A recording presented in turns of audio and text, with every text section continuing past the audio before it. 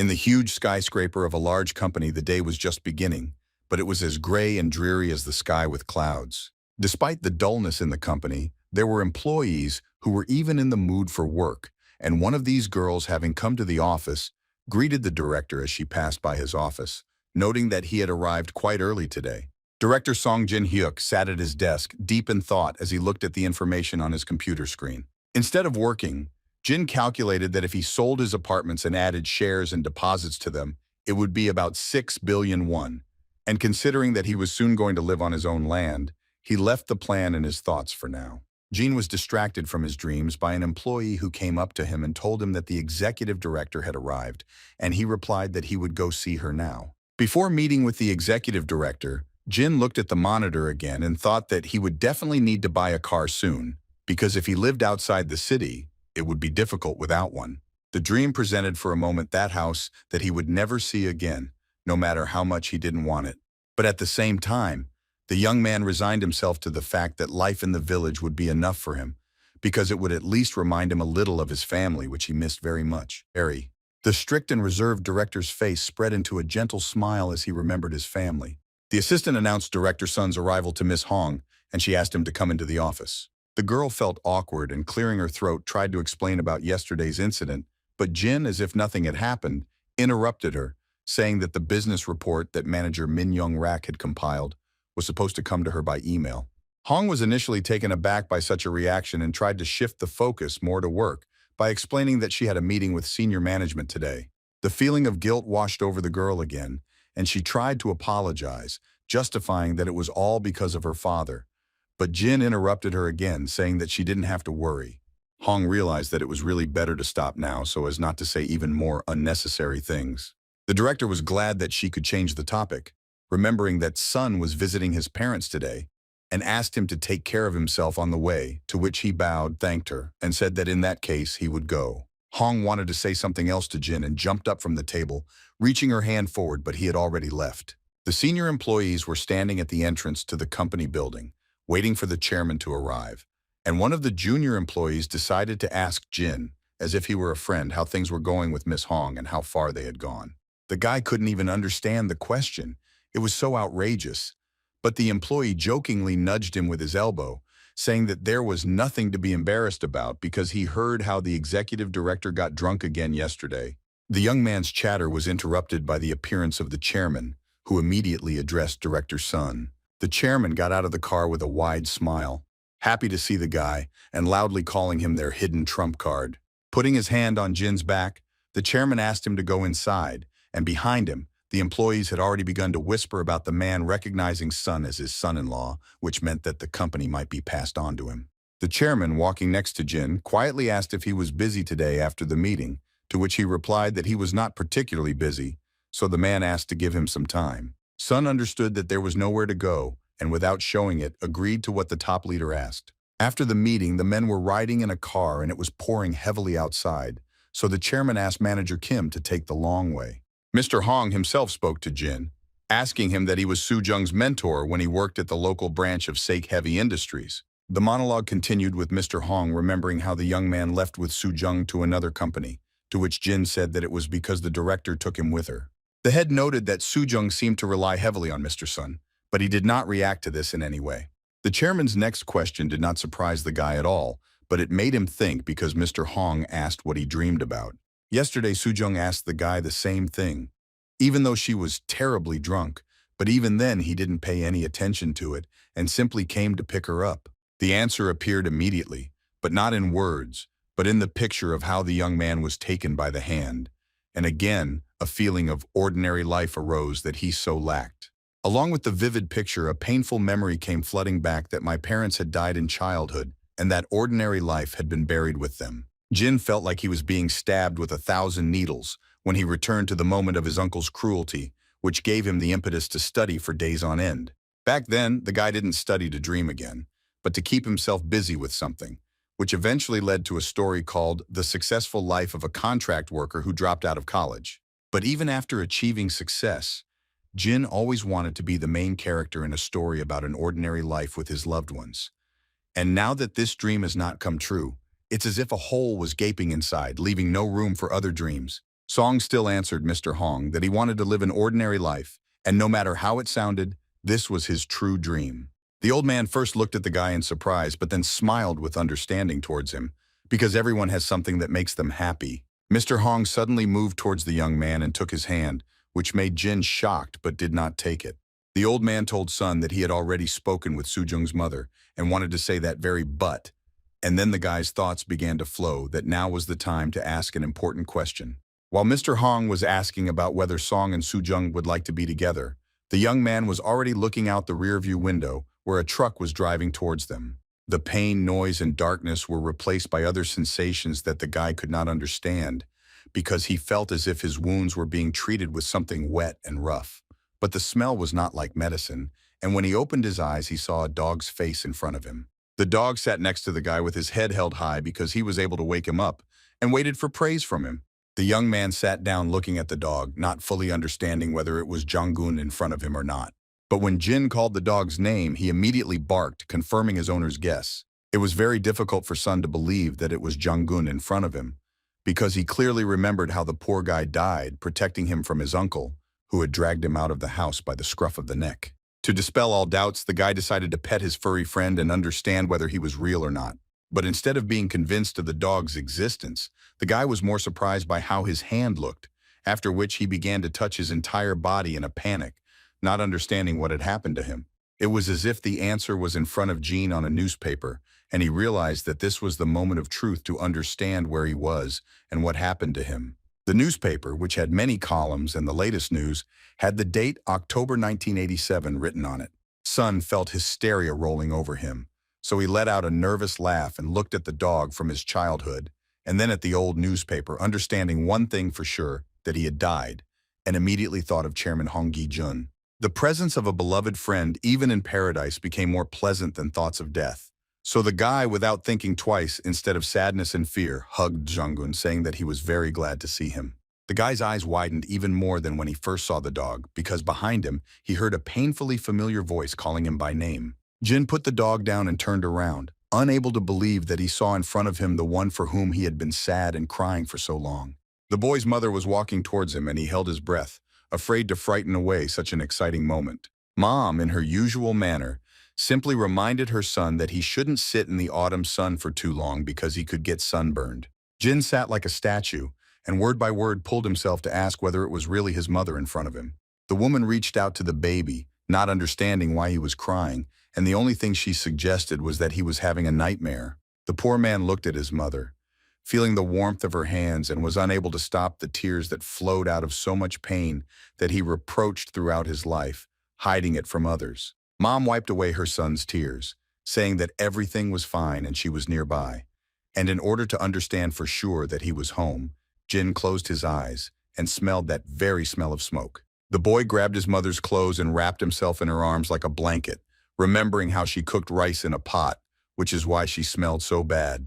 Jin was unable to let go of his mother, afraid that all this would disappear, so he continued to hug her and mentally tell her that he was a good person. Sun thought that maybe it was because he lived a good life that he met his mother and Jong-gun in heaven. Having hugged himself to his heart's content, Jin went to wash himself because there were a lot of tears, and his mother told him to come back into the house when he was done.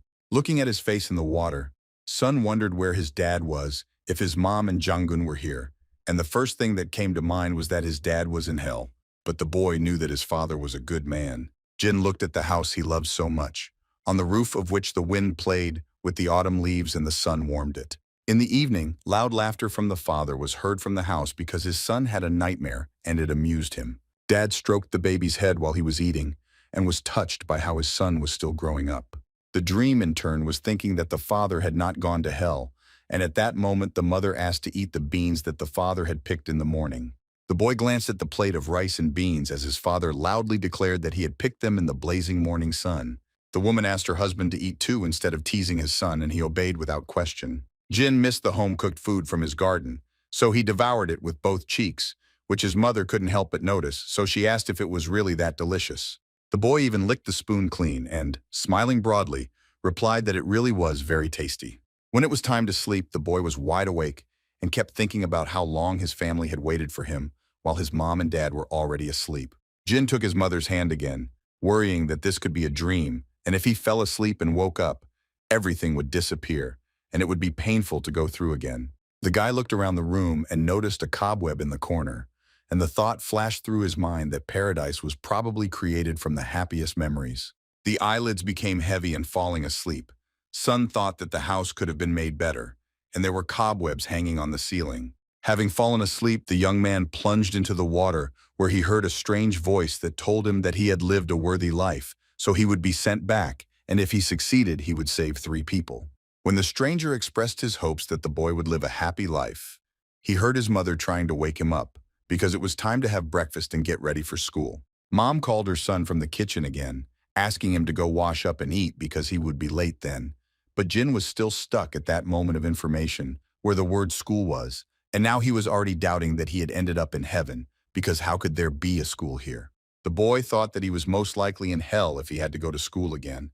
And when he came to his class and looked in, he suddenly felt more cheerful because he remembered that he had not been here for a very long time. Nothing had changed in the class, and he was part of everything that was familiar to Sun's memories of his wonderful childhood.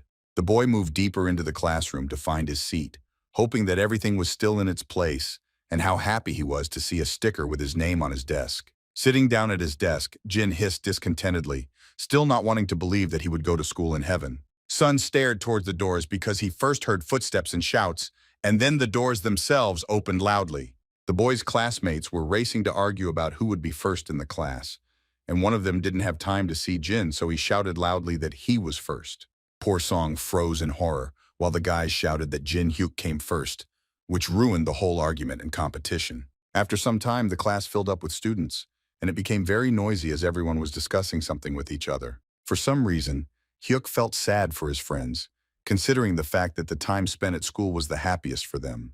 And after thinking about his friends, the guy put his hand to his head because it became too heavy due to the realization that he was neither in heaven nor in hell. Writing down questions for himself in a notebook, the boy realized that he had definitely gone back in time. Looking again at his classmates, Sun decided that there was an explanation for everything, because it would be strange to constantly think about the guys as dead people. The second thing Jin realized while watching his friends was that they couldn't act so stupid if they had the mind of an adult like him. The third realization was that it was clear why Sun's parents didn't ask him how he lived, because even when he himself started talking about whether they wanted to know how he was doing without them, his mother interpreted this as the fact that the baby had not yet woken up. While writing down his thoughts and questions in his notebooks, Sun thought that his dream of living with his parents had come true, and he was very happy about it. But with joy came the problem that the guy not only does not remember his childhood, but also many memories in general, such as the date of death of his parents, or the cause of their death. The boy was distracted from his whirlwind of thoughts by a classmate who appeared out of nowhere and loudly asked whether he remembered today. Of course, Hyuk didn't remember either today or who was standing in front of him, so his face gave it away in this regard. Still, straining his brain, Jin remembered that in front of him was Lee Hae-won, who was now tearfully reminding him that a friend had promised to come visit today. And with this, he also remembered that the girl lived deep in the village, and her parents owned the only store. Sun was able to dive even deeper into memory, where he and Lee were collecting stones on the shore and catching crabs near her house. And as luck would have it, the most unpleasant moment flared up when Lee brought the old crab to show to her friend, and he screamed in fear. The guy then lost his balance and fell into the water, causing a stain to appear on his pants. Of course, there was a joke from a friend about the boy peeing his pants from fear. That's why now Jin still has a dissatisfied face, because in front of him stood a little brat about whom he remembers everything and remembers how she loved to joke about him. Sun was glad that his memories were gradually returning to him, but he decided that for now he would refuse Lee's offer, and smiling began to hesitantly make excuses. Lee pulled her friend by the hand, persuading him to come visit her anyway, since this was already a tradition for them. While the girl was reminding the guy of his promise that he would play with her on the beach today, it was as if someone had doused Gina with cold water. The boy pulled his hand out of Lee's hands without saying anything to her, which turned out to be a rather abrupt gesture. The girl was upset and said that Jin was mean, but there was no time to figure it out because the teacher came and asked everyone to take their seats. Lee pouted and went to her place, but Sun remained sitting motionless, trying to grab hold of the important memory that had rushed past him like a thread. Hyuk sat behind his notebook, but didn't hear what the teacher was saying because the memory was spinning around in his head, and it was very difficult to catch it. In Sun's mind, Lee's words about promising her to go to the beach today were repeated, and this word was the key one. The guy felt that something extremely important had happened on the beach, but he couldn't remember what it was. Jin felt uneasy because he felt it was important for him to do what he promised, but he needed to remember why it was so important. The bell rang to notify the students that the lesson was over, and while the other students were getting ready and leaving the classroom, Hyuk remained sitting at his desk.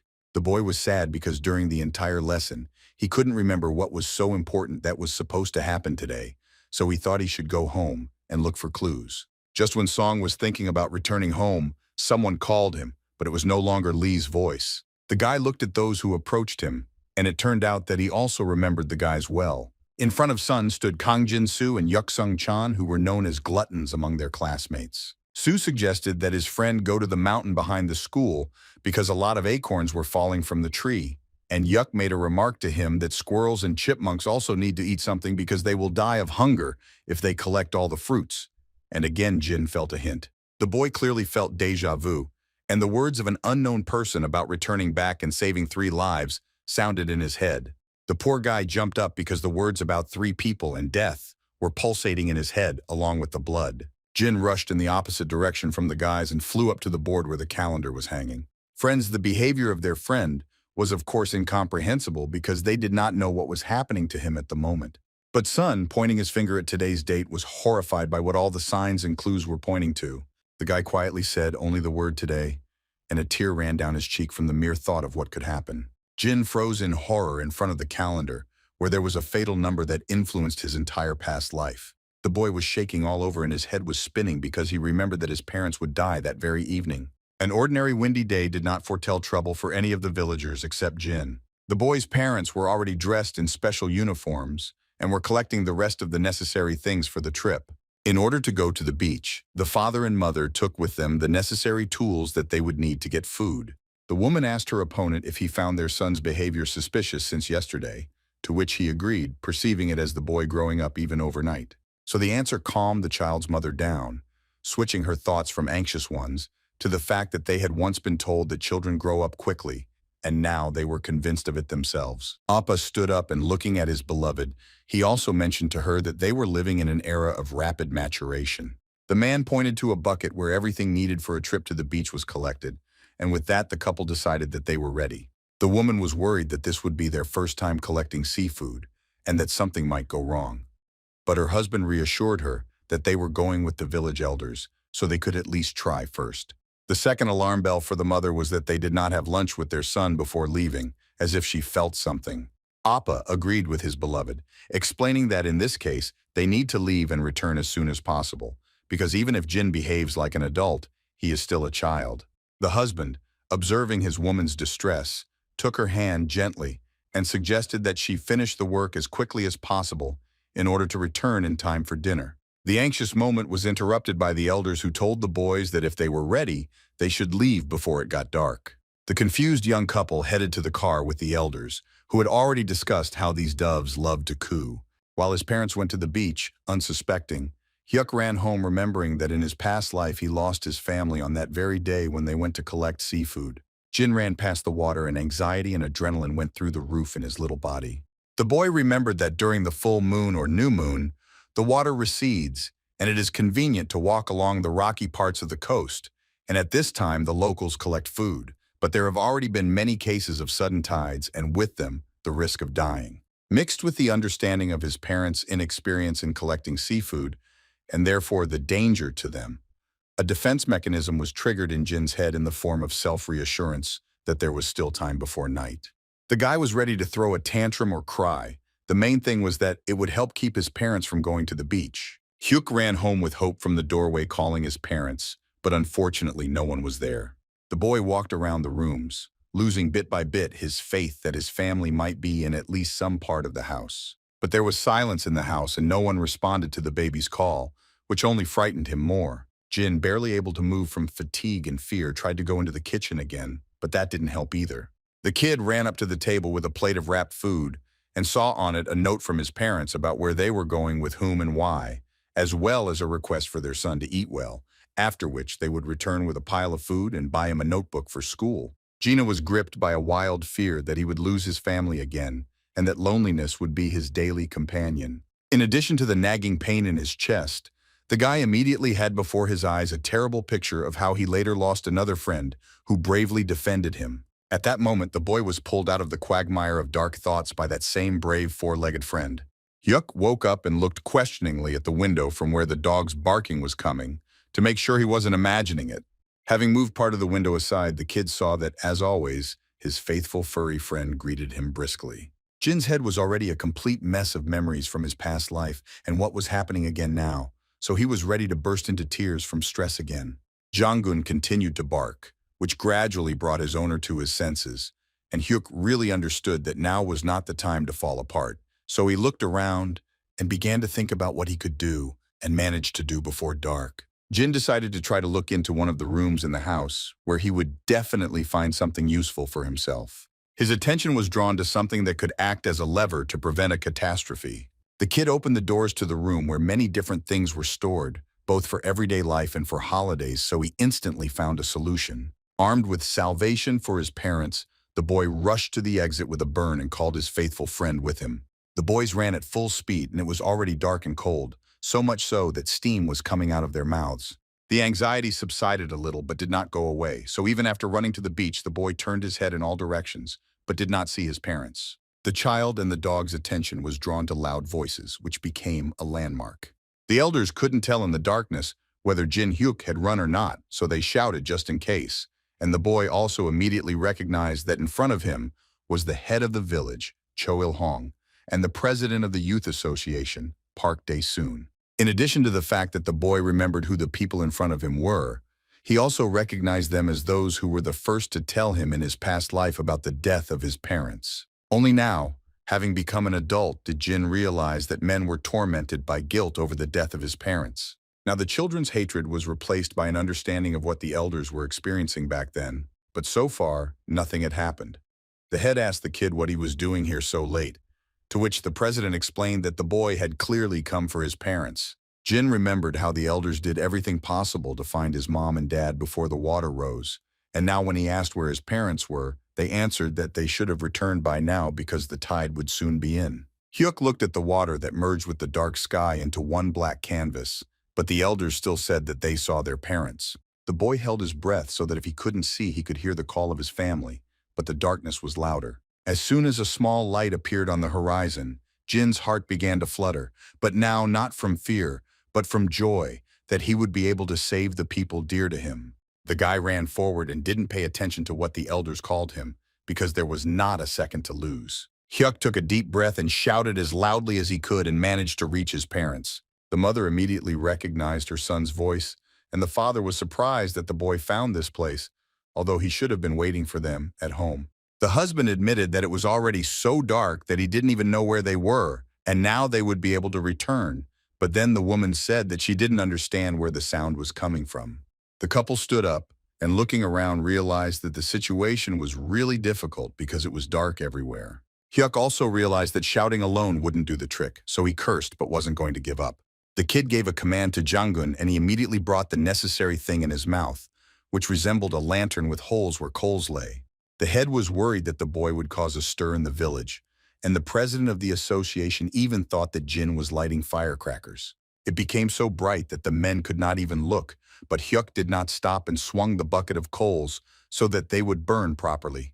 The wife asked the man to look in the direction she was looking, because it was very difficult to believe.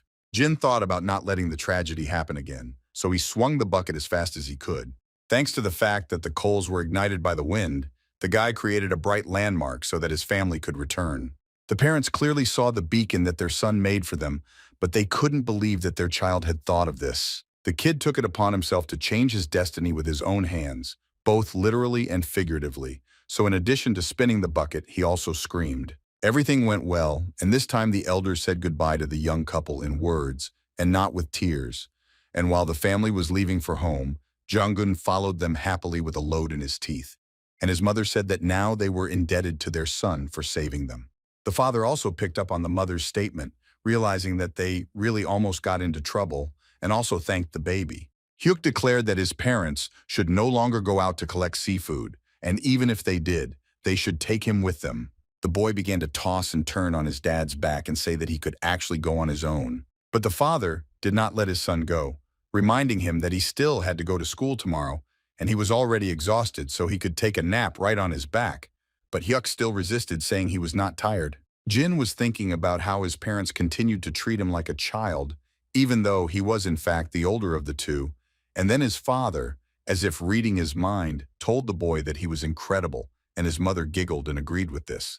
The guy instantly changed from a grumbler and an adult uncle to that same boy, and smiling, happily watched his parents. Hyuk was happy that he was able to save his family, and the feeling of a heavy role fell from his shoulders.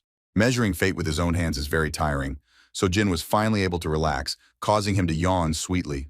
The kid leaned on his father's back and, falling asleep, thought about how he no longer had to be strong, but before he could finish telling himself why being a child was so great, he passed out.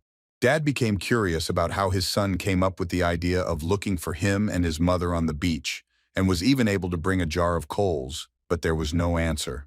Just in case, the father turned around and called the baby again to understand why he was not answering. Mom pointed her finger at her lips, indicating that her son had fallen asleep, so he needed to speak more quietly. Hyuk fell into a deep sleep after such a nervous day and snored sweetly, which his parents were ready to watch forever. The spouses also looked at each other and smiled, showing that they were glad to have each other. Mom and Dad wished their little one sweet dreams in the yard and behind the hill, after which Mom stroked his back, and Jong-gun followed the owners home. Jin was resting in his usual place in the yard under a tree and looked at his hands in the rays of the sun, still not believing that he had saved his parents with them. While the boy was dreaming, his faithful four-legged friend expressed his dissatisfaction that his bowl was empty. Hyuk felt so good that he even closed his eyes, thinking only about how his future would turn out now. The guy's flight of fancy was interrupted by Jong-gun, who loudly declared that he was unhappy with the empty bowl. Instead of pouring water for the fluffy one, Jean simply grabbed him by the muzzle and started squeezing him, saying that his friend would also like a normal life. The kid sincerely thanked Jong-gun for saving him, saying that if it weren't for him, his life would have gone down the drain. Jong-gun barely escaped from his master's grip and went for his bowl while the boy froze with his hands, but without the dog's muzzle, because he remembered that the strange voice spoke about saving 3 lives. The dog placed the bowl right at Hyuk's feet so that he would finally notice him, and the guy really did notice, but only that the 3rd life was Jong-gun. The thoughts continued, and finally the little boy noticed out of the corner of his eye that his friend was asking him for something. Hyuk said so loudly that he had something for the dog that he jumped up in surprise, and from the fact that he would finally be fed. The boy had 2 acorns in his hand, and he brought them from a food festival at school where his friends had given them to him. Jin threw acorns into the dog's bowl with an invitation to Jong-gun to be a family, but he no longer listened and was anticipating how he would eat something tasty. Literally, in a moment, the dog's mood changed like the weather at sea, and he became very angry with his owner, because he probably didn't know that dogs can't eat such things. With a sense of accomplishment, the boy sat and continued to think about how CX World would only appear in 10 years, when the efficiency of services in the public and private sectors would increase through discussions of ways to improve the customer experience. This time, the guy jumped from the unexpected turn of events when the disgruntled and indignant Jong-gun barked at him. But Hyuk's breakfast with his family was far from acorn-based, which was good news. As always, Mom called her son so that he could eat, and asked at the same time if he had been able to change his clothes while he stood shyly at the threshold. The parents heard their little boy enter the kitchen, so they both turned around, wishing him good morning, and were instantly touched by his clothes. While Mom and Dad were melting from how cute their son was, Jin felt uneasy, because the feeling that he was still a grown man had not gone away, but now they dressed him in what they dressed him in. Dad immediately noticed that his son was in the blue room for competitions, and remembered how he was always in the white one. Mom noted that dolphins suit the boy very well. The mother noticed that something was wrong with the baby and immediately asked if he was feeling unwell or if something was hurting. But the boy replied that he looked very childish in this uniform, which made him very embarrassed. The parents could barely restrain themselves from squealing at how big their little son was already. The father tried to support his son by saying that Jin Hyuk, as a real man, should not be constrained by his outfit. And the guy at that moment was thinking that any 40-year-old man like him would be embarrassed. The elementary school where Hyuk studied was holding an autumn sports competition.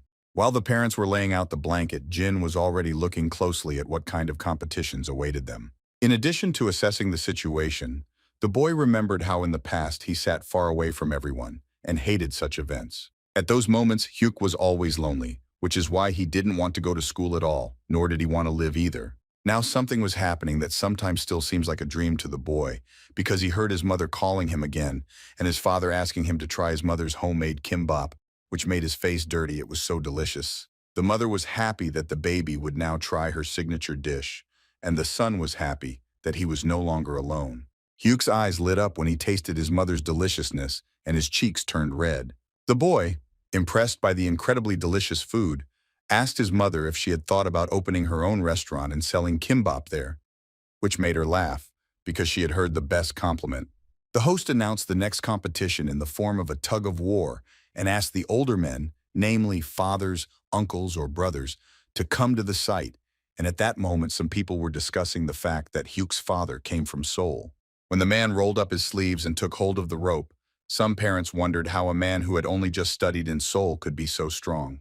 The women shouted that Jin Hyuk's father was so good, but as soon as the host said get ready and everyone became quiet so as not to interfere. The team's scores sometimes went ahead, sometimes were tied, but despite the victory of the blue or white team, the students and their parents had a good time together. Mama Gina also took part in the last competition in the race among other mothers, and her beloved men cheered for her loudest of all, but unfortunately she tripped halfway. The woman sat upset by her shameful defeat, and besides, her forehead, which she had hit, hurt. Appa asked if his beloved was okay, to which she hid even more in her knees, explaining that she was terribly ashamed of her fall, and that she came last, and all she wanted was to show her son how fast she was. The host told the second graders to get ready for a long-distance race, and Hyuk asked his mother not to be upset. The boy tied the ribbon tightly on his head and told his mother that he would take first place in the race for her sake. All participants, including Jin, dropped to a low start, and the host asked them to prepare for the signal. The presenter raised his hand up, and when the shot rang out, the students jumped up and Hyuk was in front. The parents supported their son by shouting his name, even though there were plenty of other parents around, and perhaps the boy didn't even hear his mom and dad.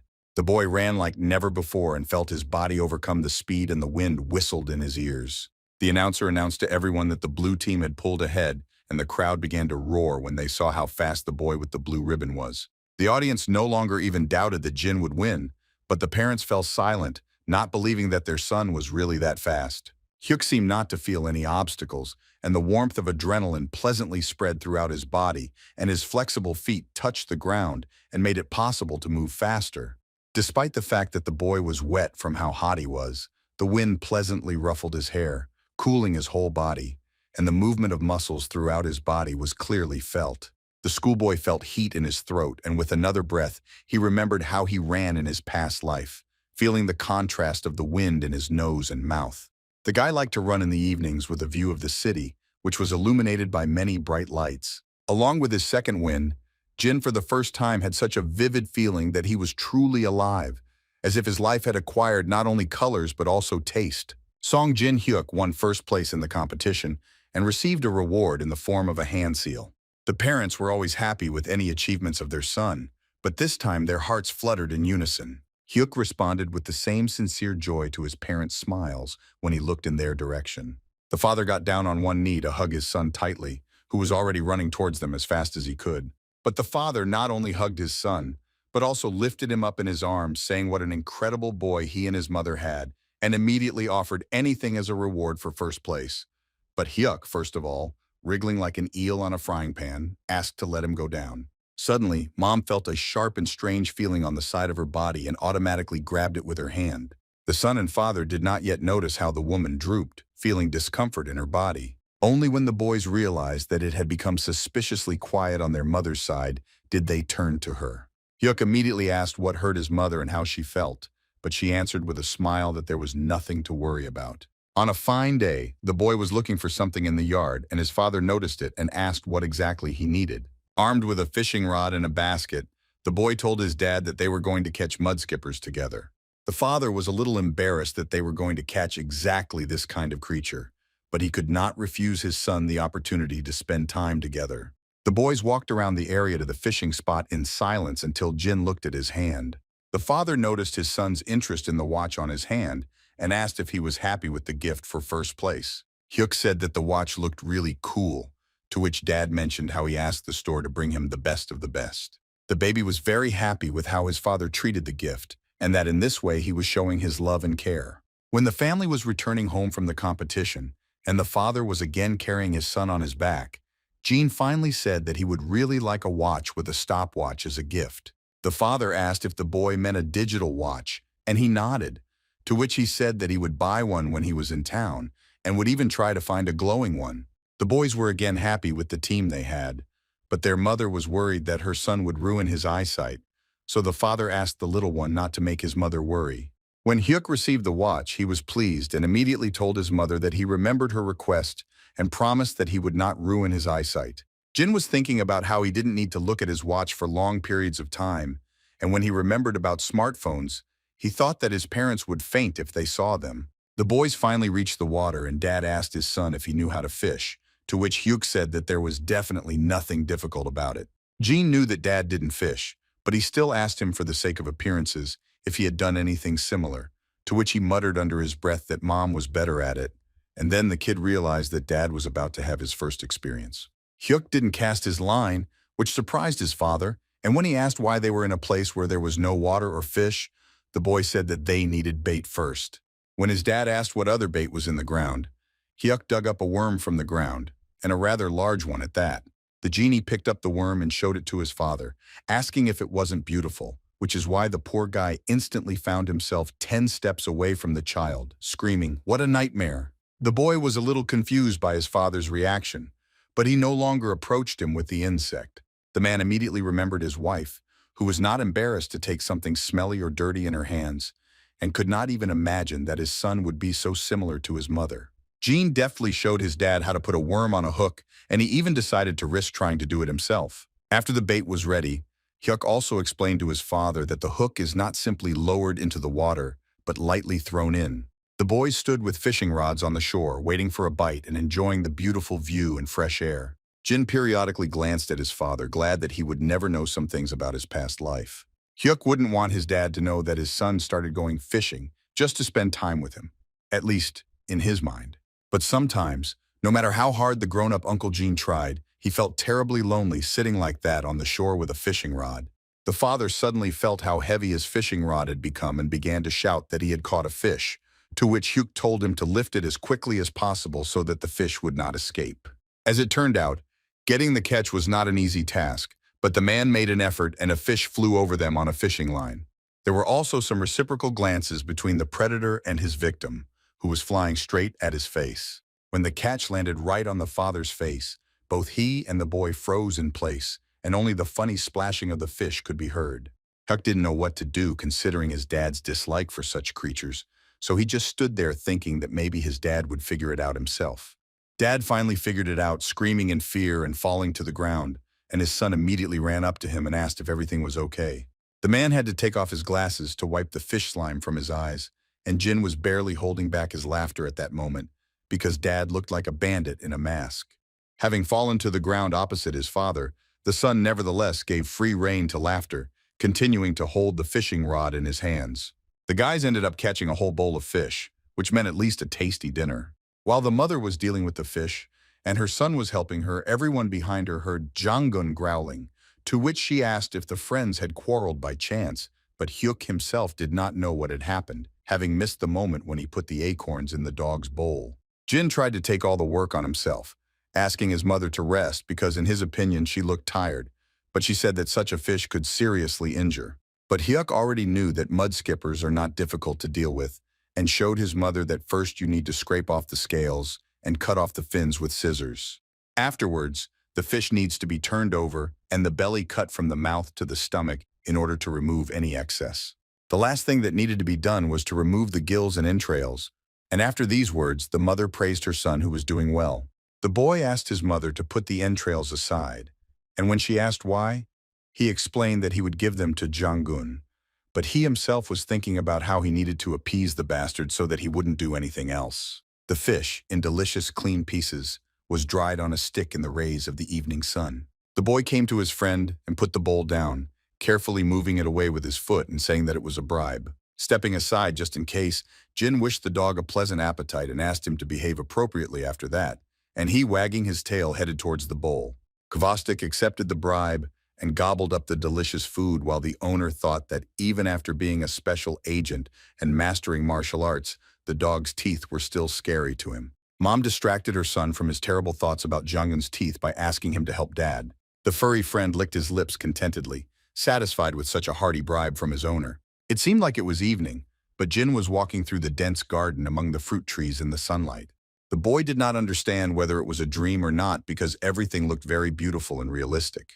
Even in such a mysterious place, Hyuk recognized the voice calling him as his mother, so he turned around. Mom was even more beautiful than usual and in the same white clothes as her son, which added even more mystery. Jin approached his mother to find out what she was doing there, and she said that she came to pick some apples. Looking around, questioningly repeating the word apples, Hyuk glanced again at his mother, and she confirmed that she had indeed come for fruit because she was allowed to. Jin didn't understand what was going on, which is why he scratched the back of his head, and his mother couldn't choose which apple to pick for her, and asked if her son could help her choose one. The boy became even more confused after such a request and asked again whether he really should choose an apple. Mom smiled and said that she was confident in her son's choice and thought that it would be wonderful if he did it. The woman waited while Huck looked around at all the trees in search of the best apple for his mother. The boy's eyes lit up when he saw exactly what he was looking for, and it was the biggest and brightest apple in the whole garden. Jin realized that this was the very thing he wanted to choose for his mother since she relied on him. The fruit was huge and juicy and barely fit in the boy's hands, but he still decided to pick it. Hyuk returned to his mother with what she asked him for and what she trusted him with, and simply waited for him to give her the apple. The son handed his mother a fruit, touching it with his hands, feeling that there was some mysterious meaning in it. The woman still happily thanked the boy, and at that point her image in the apple orchard began to disappear. Jin continued to stare at the ceiling for some time, even after he had already opened his eyes. But he was glad that at least this time he didn't jump out of his sleep, but woke up calmly. The guy stood up scratching his head and yawning sweetly, and at some point he thought about the apple again. While eating warm buns, the boy confessed to his mother that he had a very strange but interesting dream that night, and his mother also became curious. So Hyuk told him that they were in an apple orchard and he chose a beautiful green apple for her. Mom suddenly covered her mouth with her hand while Hyuk continued to talk about how he might have had the dream because he wanted apples, because they were in season, but there were no green ones left. In addition to covering her mouth with her hand, the mother also looked away without answering her son. Jin was afraid that he had said something wrong or that his mother was feeling unwell again, so he turned to her. It turned out that my mother was looking at the calendar where it was October, which meant that there were basically no apples left, and even if there were, they were definitely not green. The kid didn't know what was waiting for him, but the saying, "what you least think about catches you by surprise," was more relevant than ever. So without suspecting anything, he returned home, and when asked why he was late, he said that the boys didn't have enough players for football. The boy was surprised when he saw that in the yard, besides his mother, there were also Choi Mi-kyung and her grandmother. The girl also asked, like an adult, why the boy was late home. Before answering the naughty girl, Hyuk remembered that after the death of his parents, he and Jang-gun lived with Mi-kyung's family for about a year until his aunt and uncle came. But even when the guys grew up and Jin moved to Seoul, he and Mi continued to meet periodically and have heart-to-heart talks. Friends might simply meet for dinner, or Hyuk himself would drop by to visit Mi and her parents to say hello. Besides the fact that this pest Mi started coming to visit often, she was also seated next to Jin at school. The boy came closer to everyone, not understanding why the guests had come, to which the grandmother, anticipating everything, said with a smile that the boy was probably happy. And when Hyuk asked what exactly he should be happy about, his mother told him that he would soon become an older brother for his sister or little brother, and a moment of stupor was inevitable. Jin screamed so loudly that Dad covered Mom's ears just in case, and Mi even said that she was going to go deaf. Using his adult knowledge, the guy realized that he had a so-called prenatal dream that warns of pregnancy. Jin lowered his head and the grandmother took it, as the boy being glad that there would soon be one more of them, and Mi also joined in the congratulations. Mom was a little confused by her son's reaction, so just in case she also asked if he was happy with the news. Hyuk clenched his fists, answering quietly and truthfully that he was happy, but no one knew what he realized at that moment and how much it hurt. The boy understood what 3 lives were spoken of in the dream, and he felt a strong pang inside from the understanding that not only his parents had died then, but also the little life inside his mother. Finally, the guy was able to look at everyone with a sense of relief, realizing that now everything was behind him. The son met the gaze of his father, who knew how to embrace him even with his eyes, which gave him a feeling of calm and warmth. Grandma asked Mom if Jin Hyuk really had that dream, to which she replied that it was true, because it's not for nothing that they say that children find out about pregnancy before their parents, and after that, Mi asked the guy if it was true, to which he nodded. Mi Kyung became curious about what exactly was in her friend's dream, and when he said an apple, it sounded strange because the girl thought that Jin's mother would give birth to an apple, while in the background her grandmother asked about the timing and her mother said next summer. Granny smiled at this news, saying that in that case the summer would be even hotter, and immediately asked if the girl was going to give birth again at home, to which Jin had already paid attention. The boy immediately asked if his mother had given birth to him at home, to which she replied yes, adding that his grandmother had also helped then. I couldn't mention to my friend that if he didn't know, many people are in debt to her granny.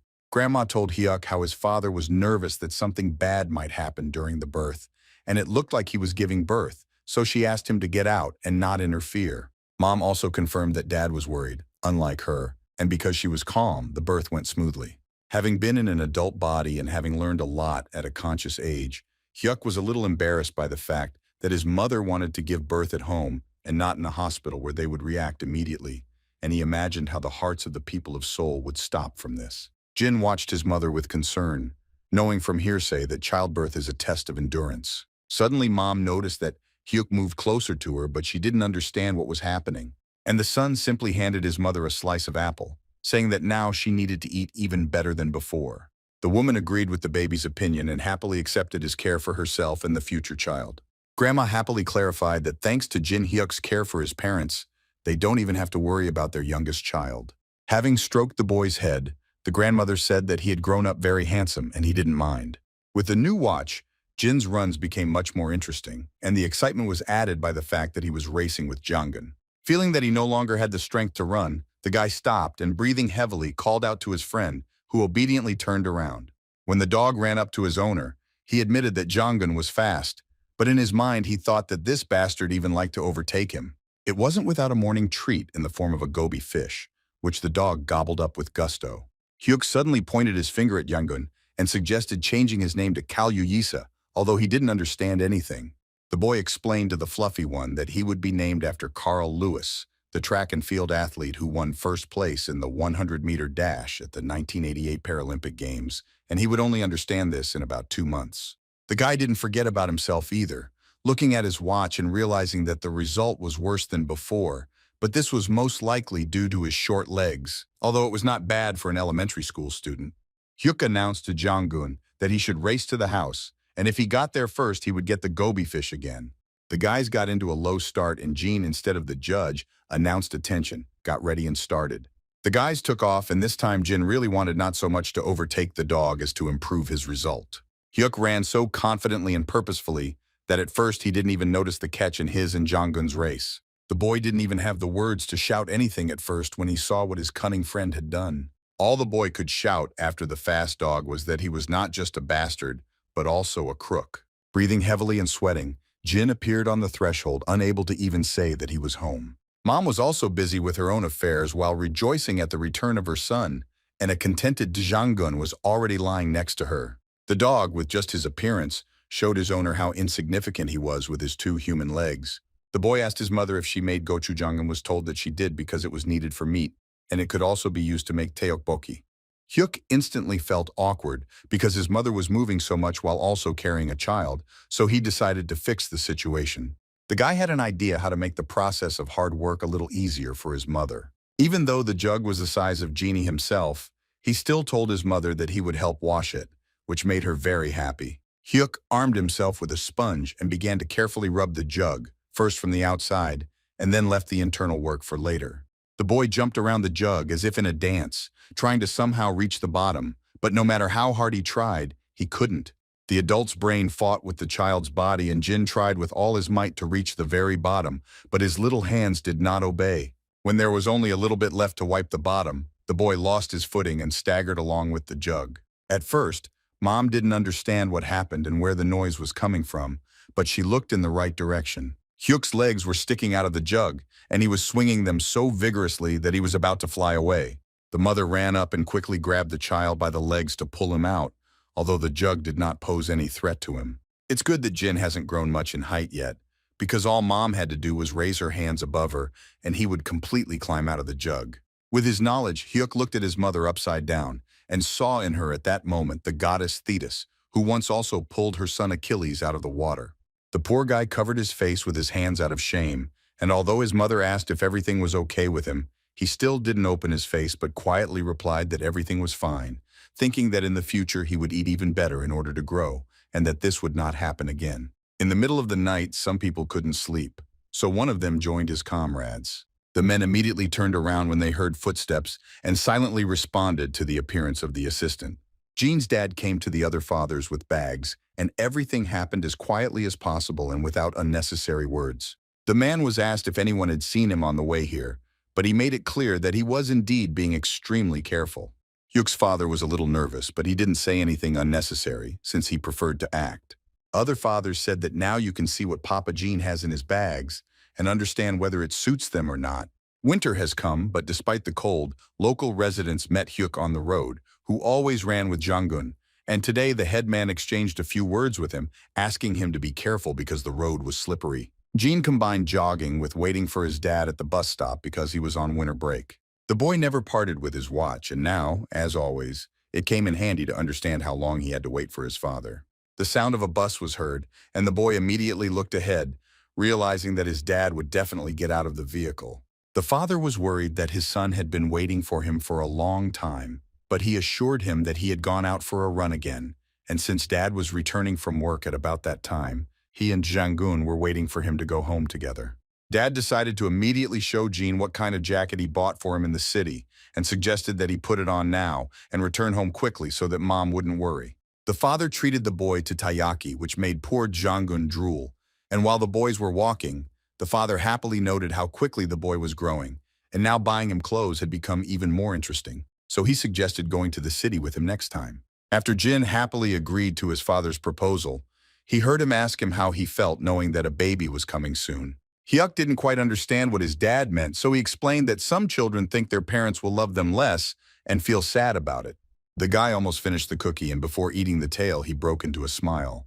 The boy surprised his father by saying that regarding jealousy and other feelings, such things had never bothered him. Jin finished the treat and confidently told his dad that he was only thinking about protecting and caring for the baby. So he asked his father not to worry because he would be a good appa. The word appa completely threw the man off guard because he realized that they were talking about a girl. Jin noticed his dad's reaction and explained that Grandma Mi Kyung told Mom that it would be a girl because her back was thin. The next moment, the father put his hand on his son's shoulder and said that he was already a wonderful appa. Leaning towards his son, the father assured him that even after the birth of his sister, he need not worry that his parents would stop loving him. Hyuk's cheeks turned red from such warm words and from the fact that he remembered a moment from their past life. The guy caught himself thinking that he had already forgotten the last time he was called Appa, because if you think about it, it was back when he was carrying a drunk executive director on his back and she called him that. Hyuk suddenly felt uneasy at the memory, and he scratched the back of his head in embarrassment. To shift the focus of attention, the boy asked his dad when he was walking at night lately, which made the poor guy's hair stand on end, and he began to invent some kind of meetings about preparations for the new year. The father didn't know that in front of him was not just a child, but an adult from a past life, who immediately realized that Dad was up to something. This time, Dad decided to shift attention by remembering the tree and offered to go with him to cut it down tomorrow. But Hyuk asked, what if he went to Mi Kyung and bought a tree from them that would grow? The next day, as the guys had agreed, they came to visit Mi Kyung's family with a bunch of fish and called Hyun from the doorway. Choi Jang-hwan was just at home and Mi Kyung was making a snowman and was happy to see her friend. Besides the fact that the people knew each other and said hello, Jong-un also had a furry friend of the family whom he immediately turned to. Hyuk's father asked if they could take the tree, to which Mr. Hyun said with a smile that if Jin Hyuk asked, then of course they could, because how could they refuse him? Jin remembered Mr. Hwang as a kind-hearted person who was ready to help in any trouble, and so 9 years ago he helped his parents settle in a new place after moving. Jin's father handed Hyun a bundle of fish, explaining that he wasn't going to take the tree for free, so he brought at least this. Hyun laughed, saying that the man was not like a relative, but he said that Hyuk himself wanted them to bring fish, so he couldn't refuse here either, and after ruffling the guy's hair, Hwang assured him that he would choose the best tree for them. While the men were digging, Hwang expressed his joy that the Song family was now living well, because at first he was very worried about the guy who came from Seoul with a pregnant girlfriend without having anything behind him. Hyun gave Jin's dad a friendly pat on the back, mentioning that he was good at farming and got along well with the residents. Although you wouldn't say at first that a guy from Seoul would be able to improve his plot so much, for which he thanked Hyun. At some point, the men moved very close to each other, and Hyun asked in a whisper how the preparations were going, to which he said that there were some difficulties, and there was little time left, but he hoped that everything would be done on time. While the grown-up uncles were whispering among themselves, Jin turned to his friend who was making a little snowman. Hyuk asked me if her dad also goes somewhere at night, but the girl said that she doesn't know about that because he goes to bed early, and then Jin asked if maybe her father asks her about some wishes, but then Mi said that her mother asked such things. Mi Kyung admired her creation while continuing to explain to Jin that even though she was given the opportunity to choose something, she didn't know what she wanted. Jin smiled slyly and looked at the fathers who were still standing and whispering, understanding what was going on. The men did not yet suspect that their plans had long since been declassified, so they stood by the tree and chatted. Mi told Hyuk that she would soon go to Jeju Island and asked if her friend wanted a souvenir from there, which surprised him greatly. Jin's eyes widened even more when he heard that the price for the souvenir was to do Mi's homework that they were assigned for the holidays. Hyuk was annoyed that the girl didn't stop dumping her homework on him, and even now she masterfully played the unfortunate one because they gave her difficult tasks, which made the guy's hand clench into a fist, and he almost gave her a chul su from martial arts. The young man was restrained by the fact that he closed his eyes and imagined how close his and Mi's families had been in the past. Looking at his fathers, Hyuk remembered that his parents had been indebted to Mr. Hwang for a long time. And even Jangun was friends with Baekgu, the Mi Kyung family dog, who kindly shared a place in the kennel every time. The storm of emotions subsided in the guy's heart, and he decided that there was nothing difficult in helping his friend. But Jin changed his mind about his thoughts when he heard from Mi that she needed help with keeping a diary, which was an individual task. Hyuk seemed to be knocked out because he didn't understand how one could ask someone to do their individual work. But the girl smiled sweetly as if nothing had happened. Mi Kyung asked for a little more help to definitely persuade her friend, and Jin, through pain and suffering, after a heavy sigh, agreed. The boy reassured himself that he was making such an unfair deal only for the sake of his family, and would not cry because real men do not cry, although this indicated that he still did not know much and that men were the ones who could cry. The boys managed to put the Mi Kyung family's Christmas tree in the pot that Jin had once fallen into before the snow started falling. While the mother was standing next to her son and rejoicing at what a beautiful Christmas tree they now had, the boy himself was still thinking about whether his father hadn't found out what story had happened with that pea. Hyuk was distracted from his shameful thoughts and joined his mother, confirming out loud that the tree was really beautiful, and most importantly, would live on, and next year they would be looking at the tree together, as 5 of them. On Christmas Day, a mother and son watched A Christmas Carol on TV, and unlike his mother, the boy was not scared by the ghosts. Jean was lying on his mother's legs with a sour expression on his face, perfectly understanding that the film was based on the novel by Charles Dickens. Hyuk remembered how in his past life everyone watched popular films for cozy winter evenings, and he yawned out of boredom, and his mother immediately said that if he wanted, he could sleep. But he argued that his dad hadn't come yet, and it wasn't even 10 o'clock. The mother realized that she couldn't fool her son and looked at her watch, realizing that the plan had failed a little. Jin glanced at the window, realizing that his dad was most likely sitting outside and waiting for his son to fall asleep so he could go inside. Father was actually sitting on the threshold in a Santa suit, hugging Jangun to somehow warm up. The boy took on the mission of playing along with his dad so that he wouldn't get sick, so he pretended to be tired and yawned as he went to his room. And when his mother asked him if he was really tired, he said that it really was time to go to bed. Mom breathed a sigh of relief that Appa would now be able to enter the house and not freeze while waiting. Hyuk was wide awake, but he had already heard his dad quietly ask if his son was sleeping, to which his mom said maybe and asked if her beloved was cold. Mom quietly asked Appa what he decided to give the boy since he had been choosing for so long, to which he replied about a bag since the boy would soon have a new semester and hoped that Hyuk would like it. Jin mentally thanked both the heavens and his father for such a gift, because he was already ashamed to go to school with his previous bag, And meanwhile, his dad told him that children from other families wish for so many things, but their sons seemed to want nothing. The parents sat down next to the boy, and the father agreed that greed was bad, but he was worried that something had happened to their child, to which the mother replied that he was still little. Looking at the baby, the woman affectionately said that when Hyuk grows up, his world will become much bigger, and he will see many new things, as if she was predicting the future. Lightly stroking her son's hair, the mother added that when the world becomes bigger for the boy, his desires will also become bigger. The father also looked tenderly and dreamily at the future man, agreeing with the words of his beloved and thinking about how much Jin's world would expand. The men walked around the houses for some time, happily waving to each other, something they had once agreed upon, secretly meeting in the evening after work and discussing suits and gifts. Mi-kyung also already received her gift in a bag, while she was really fast asleep and taking away her favorite toy. And there were also those guys who had gifts put in a sock that they deliberately hung on the wall. Even Jang-gun got a juicy bone, and imagine his surprise when he wakes up from the dream where he dreamed about it. Time flew by very quickly, and summer came, and at school there was a break during which everyone went to eat. Next to Jin hung his new briefcase, and Mi-kyung kept sharing that she couldn't believe that it was already June, and the semester seemed to have just started yesterday, and next year they would be high school students. The girl also couldn't calm down about the fact that Jin had become taller than the guys from the 4th grade, and Hyuk's friends also chimed in that the guy had gained weight during the winter holidays and asked him to tell a secret. Hyuk froze with chopsticks in his mouth and did not react to any of his friends, even though they had called him several times already. Only when Mi-kyung loudly called the guy's name and did it almost right into his ear did he unfreeze, but at the same time became scared. Mi angrily asked what was wrong with Jin, as if he was flying somewhere in the clouds all day. The boy didn't lose his head and asked if his friend had really sacrificed her holiday diary in order to learn to read minds, which is why Mi ate a spoon, asking what he was even talking about, hinting that he would get a punch in the forehead if he gave her away.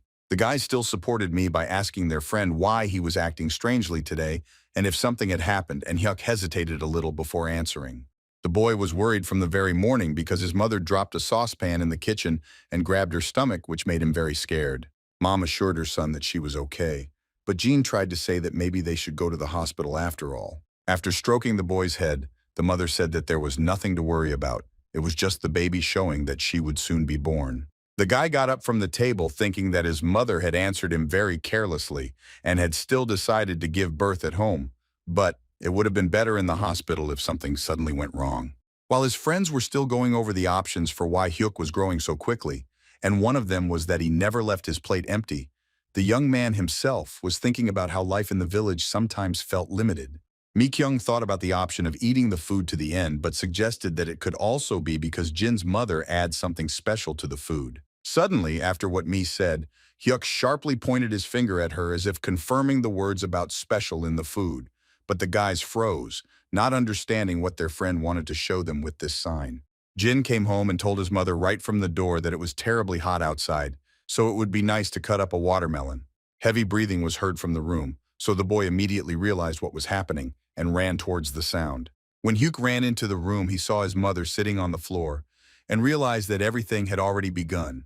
Jin bombarded his mother with questions about whether she had started having contractions, whether it was painful, and where her dad was, to which she weakly replied that Mi-kyung had gone to get her grandmother. Hyuk carefully helped his mother lie on her back and asked when exactly Mi left, and his mother said that she literally just now. Jin pulled himself together, forbidding himself to panic now, and put a pillow under his mother's back to make it easier to breathe. The boy noticed his mother's face after he put the pillow under her and realized that she felt better. Hyuk did everything quickly but carefully, and even now he rushed to the exit with a bang, but told his mother that he would be right back. Mom was very weak, and it was already getting dark before her eyes. So even though she called her son and even reached out to him with her hand, he no longer heard. The genie knew that the woman in labor needed to be kept warm no matter how hot it was outside.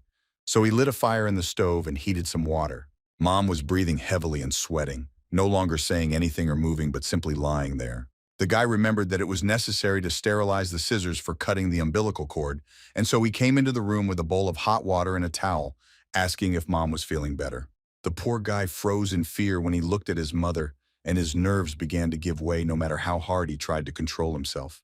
The son turned to his mother again, but it was clear that she was losing consciousness and her body was weakening. Hyuk rushed to his mother and began to shake her, trying to bring her to her senses, and called her, asking her to stay with him and not fall asleep. The word no was beating in the boy's head, pulsating louder and louder, and the fear of losing two loved ones again was taking over more and more. Mom looked at the bright light of the full moon, which was halfway below the horizon. The woman walked along the beach holding her stomach and was worried that she could not feel the baby, although she had been actively kicking before. Mom didn't understand what she was doing before she got to such a beautiful place, and looking around she tried to remember, but thought that it was probably not that important. The woman approached the water and the first wave had already touched her leg, but he continued to enter it. Being knee-deep in water, Mom thought that the water was calming and cool, which beckoned her to go deeper. When the woman walked further, she felt a barely perceptible touch on her hand and the distant voice of her son. Such a familiar feeling was stronger than the beckoning water, and Mom turned around to look at the one who called her. Instead of an empty, sandy beach, there was a garden behind, and it was much more beautiful than the moon and water. The woman changed her mind about going into the water just as it was reaching out to her, and didn't want to let go. Walking among the trees, the woman did not know where she was going, but intuitively continued to move. In the distance, the mother saw her son calling her and waving his hand at her, inviting her to join him. The woman in labor looked at the light ahead and the darkness gradually faded behind her. A larger figure appeared next to the son's silhouette and spoke in the voice of his opponent, who was also calling his beloved. The closer the woman got to the silhouettes, the heavier it became for her, but she was drawn to them more than to the water. Mom reached out with her hands to the hands that were reaching out to meet her, and recognized her family in them and in their voices. After touching the hands, the woman opened her eyes and heard cries that she had finally woken up. Mom looked at her beloved men who were washing their faces with tears, so scared for her, and Grandma also immediately asked if everything was okay with her. The woman realized what had happened to her and how far she had almost gone, causing her eyes to widen. Mom started breathing heavily again and sat down because the labor was still going on, and Grandma yelled at the guys to get away because they were just making her head spin. The woman screamed loudly that it hurt, and the granny asked her to push and strain a little, but the guys stood and could only wait. Hyuk clenched his fist to hold on, but at the same time he anxiously asked his father if everything would be okay with his mother. Dad put his hand on his son's shoulder and said that his mother was a very strong woman and could handle it. All that the father asked was to simply continue to believe in her and wait, to which Jin courageously agreed. Hyuk began to repeat the word of prayer over and over again, a request to heaven and to any gods for his mother, so that everything would be okay with her. Meanwhile, the mother, armed with a rag, clenched her teeth and did everything possible to ensure that neither she nor the baby would be sucked into any more water. Junggun's tail became a pistol when he heard a completely new cry in the evening from the owner's house. The dog immediately wagged his tail, realizing that he would now have to lick one more person. When the boys were able to go inside, the mother asked them to meet the baby and greet her. The girl didn't like something anymore, and she started to spin around. But Hyuk wasn't embarrassed at all, and he barely restrained himself from bursting into tears again. The father, seeing his granny off, bowed low to her and thanked her, saying that they were in her debt again, to which she laughed, not understanding what he was talking about. Granny told Dad that Jin Hyuk himself had prepared everything as she had taught him, so all that was left was a small matter, but Dad didn't quite understand what the midwife had just told him. Granny explained that one day Hyuk ran up to her with me after school, which was very unexpected. The boy asked to teach him what the most important thing is to do when his mother starts giving birth. And now, entering the room of the woman in labor, the grandmother continued to tell how she showed the boy step by step what to do, and when she arrived, everything was ready. The grandmother entered the room saying that she always knew how smart the boy was, but she didn't think he was that smart. Not only was the father shocked by what the grandmother said, and he was filled with pride for the kind of person he and his mother had raised, but he was also looking at his newborn daughter. Mom was resting, and next to her lay a wrapped-up baby, next to whom sat Hyuk, and he turned around when he heard that someone entered the room and was glad to see Dad. Appa was also ready to cry from all those warm feelings that filled him while he was watching the people. Dad leaned over to his son and praised him for how well he had done adding to this basement from Grandma, to which Hyuk said that he had done nothing wrong, and immediately asked if he and his mother had chosen a name for the baby. The father said that the girl will be called Yoo-jin because they took one syllable from both the mother's name and Jin's name, so now the baby is Song Yoo-jin. Hyuk softly repeated his little sister's name and raised his hand over her.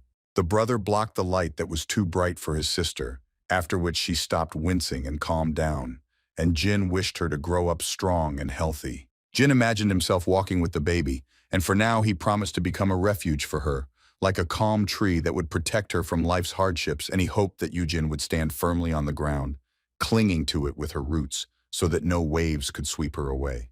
Jin's father stood across from the field and listened to his friend discuss how crops and people have more in common than it seems, since both have an incubation period during an epidemic, so they were thinking about starting disinfection earlier.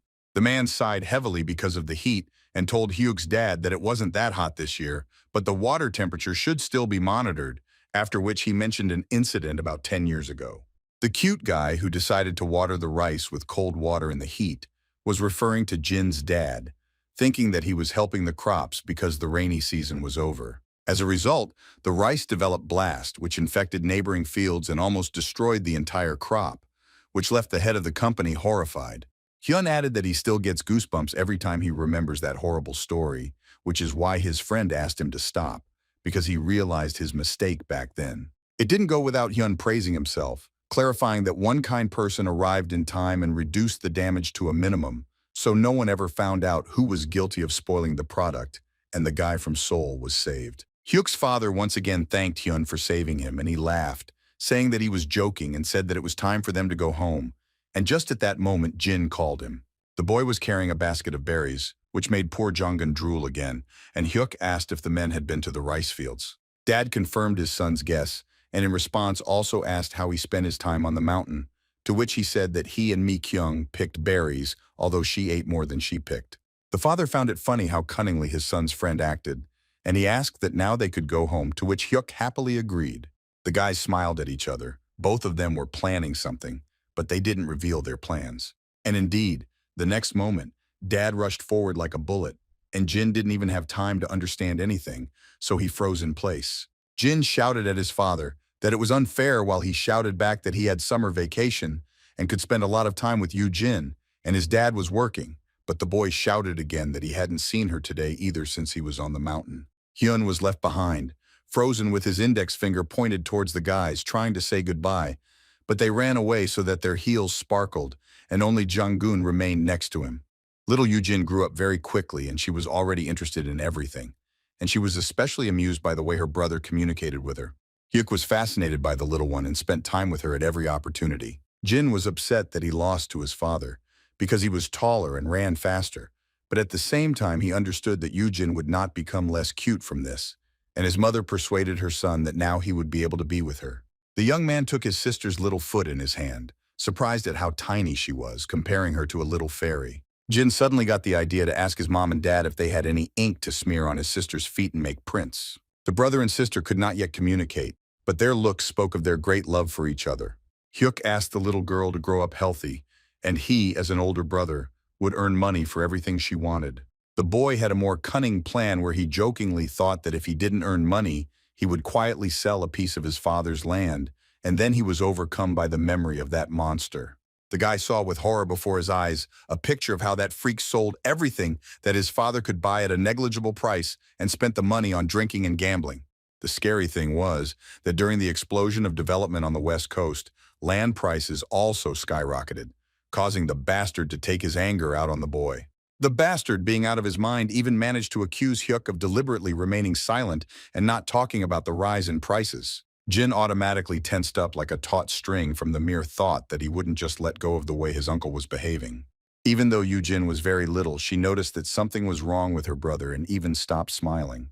Hyuk immediately apologized to the little girl for letting her see his pathetic side that gives in to emotions. The boy heard the distant voices of his mom and dad, and immediately switched to the fact that now he didn't need to rely on his uncle and aunt. Yujin took her brother's finger, which gave him a new feeling that besides his parents, he now had another most important person in his life for whom he was ready to do anything. Jin was a little caught up with the fact that not all of his connections from his past life had carried over into this one, especially with Representative Hong and his daughter Hong Soo-jung. Curiosity captured the guy's attention, and he began to calculate that Soo-jung was 5 years younger than him, which meant that she was now 5 and lived in Seoul. Hyuk convinced himself that it wasn't so important whether he would find a girl this time, although he himself became sad, because it was impossible to meet someone like the future executive director. The boy had a picture in his head of the statue in front of the Jaguar Sikh group where he worked, and he remembered the title that Hong Soo-jung was given when she came to train to be the successor to the chairman. Jin also remembers how Sue conquered the business world with her ruthless efficiency, sharp mind, and relentless drive. Hyuk saw not just a woman but a person with a cold and calculating look who was rushing towards the finish line. The most interesting thing was that Jin knew Sue from another side that was known only to people close to her. The guy remembered how the poor thing would sit up late at night over papers, almost exhausted, and by doing so, she showed that she was alive. Jin waited faithfully for his colleague and helped her when necessary, observing the manifestation of her warmth and humanity. For Hyuk, the CEO was a truly outstanding person, full of energy. Jin remembered now that he was surprised by how he saw Sue's charming side on that last night when she got drunk and called him Appa. The boy, having captured his last memory in the bar with Sue, realized that now no one would remember how they had once been partners. Just when Hyuk finished digging through his memory, his mother called him into the kitchen to eat some fruit, and he said that he would come right away. The kitchen was filled with fresh aromas that deliciously and sweetly intertwined with each other, because on the table there was a watermelon, peaches, and berries picked by the boy. Jin went into the kitchen with the baby, and Dad was about to take the treasure for himself. But the guy immediately asked if he had washed his hands, and he himself continued to think about whether the price for creating new connections and returning to the past was really giving up the old. The father sat and looked sadly at his hands because he could not touch his daughter, to which his beloved told him to eat and wash his hands and then hold the baby as much as he wanted. Hyuk enjoyed fresh fruits with his family, never regretting that his career and success now meant nothing. And yet the last faces the boy saw before his death haunted him. Jin imagined what would happen if he did meet someone from his past life and how it would be. But the most important thing that interested the boy was whether it was strange to admit that he would still like to see Sue again. Meanwhile, the young couple stopped at the shore to rest from the road, and the wife, returning, asked her husband with whom he had already managed to talk, to which she heard about the secretary. The woman didn't like that the work conversation took place during her vacation, but the man assured her that he had asked his assistant to look at a plot of land for a corporate event, and that he had already found a couple of good options on the West Coast. Still looking dissatisfied, his wife supported him by saying that a vacation by the sea sounds amazing because such an environment will increase productivity, and the husband was very happy about this because he and his mistress Yusera are on the same wavelength. The woman was surprised when she heard that it was time for them to leave and asked again, just in case, if it would be now. The husband twirled the car key on his finger, confirming that they were indeed leaving right this minute. Jin filled out his diary and mentally thanked his sister for the fact that at least he had something to write about, because last winter was boring. The boy racked his brains over his diary in the winter, and even wrote there about the importance of voting rights during the upcoming elections, which was not the best idea for a 10-year-old. Because of his partially adult brain, Hyuk got into trouble with his teacher because he thought his parents were writing instead of him, which is why Mi-kyung also got into trouble. Jin collapsed on a mattress outside, remembering how he filled out his friend's diary with his left hand so that the teacher wouldn't guess, but it was useless. And then he realized that pretending to be a carefree student was very difficult.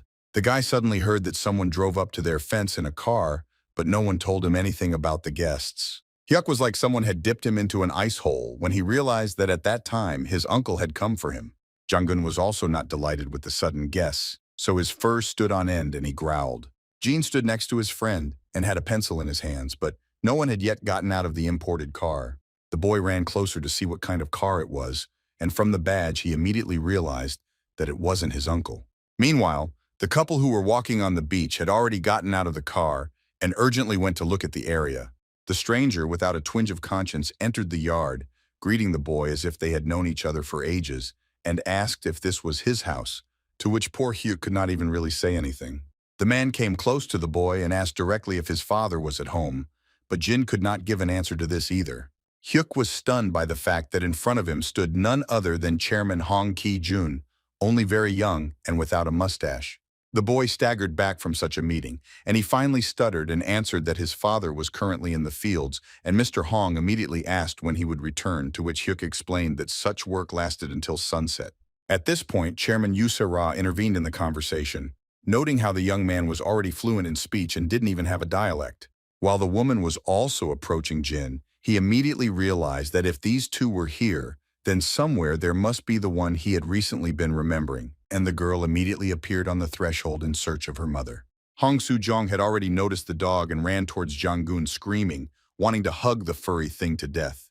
Mr. Hong stopped in front of his daughter, asking if she wanted to play with the puppy, and Hyuk was still wondering what kind of wind had brought these people to the village.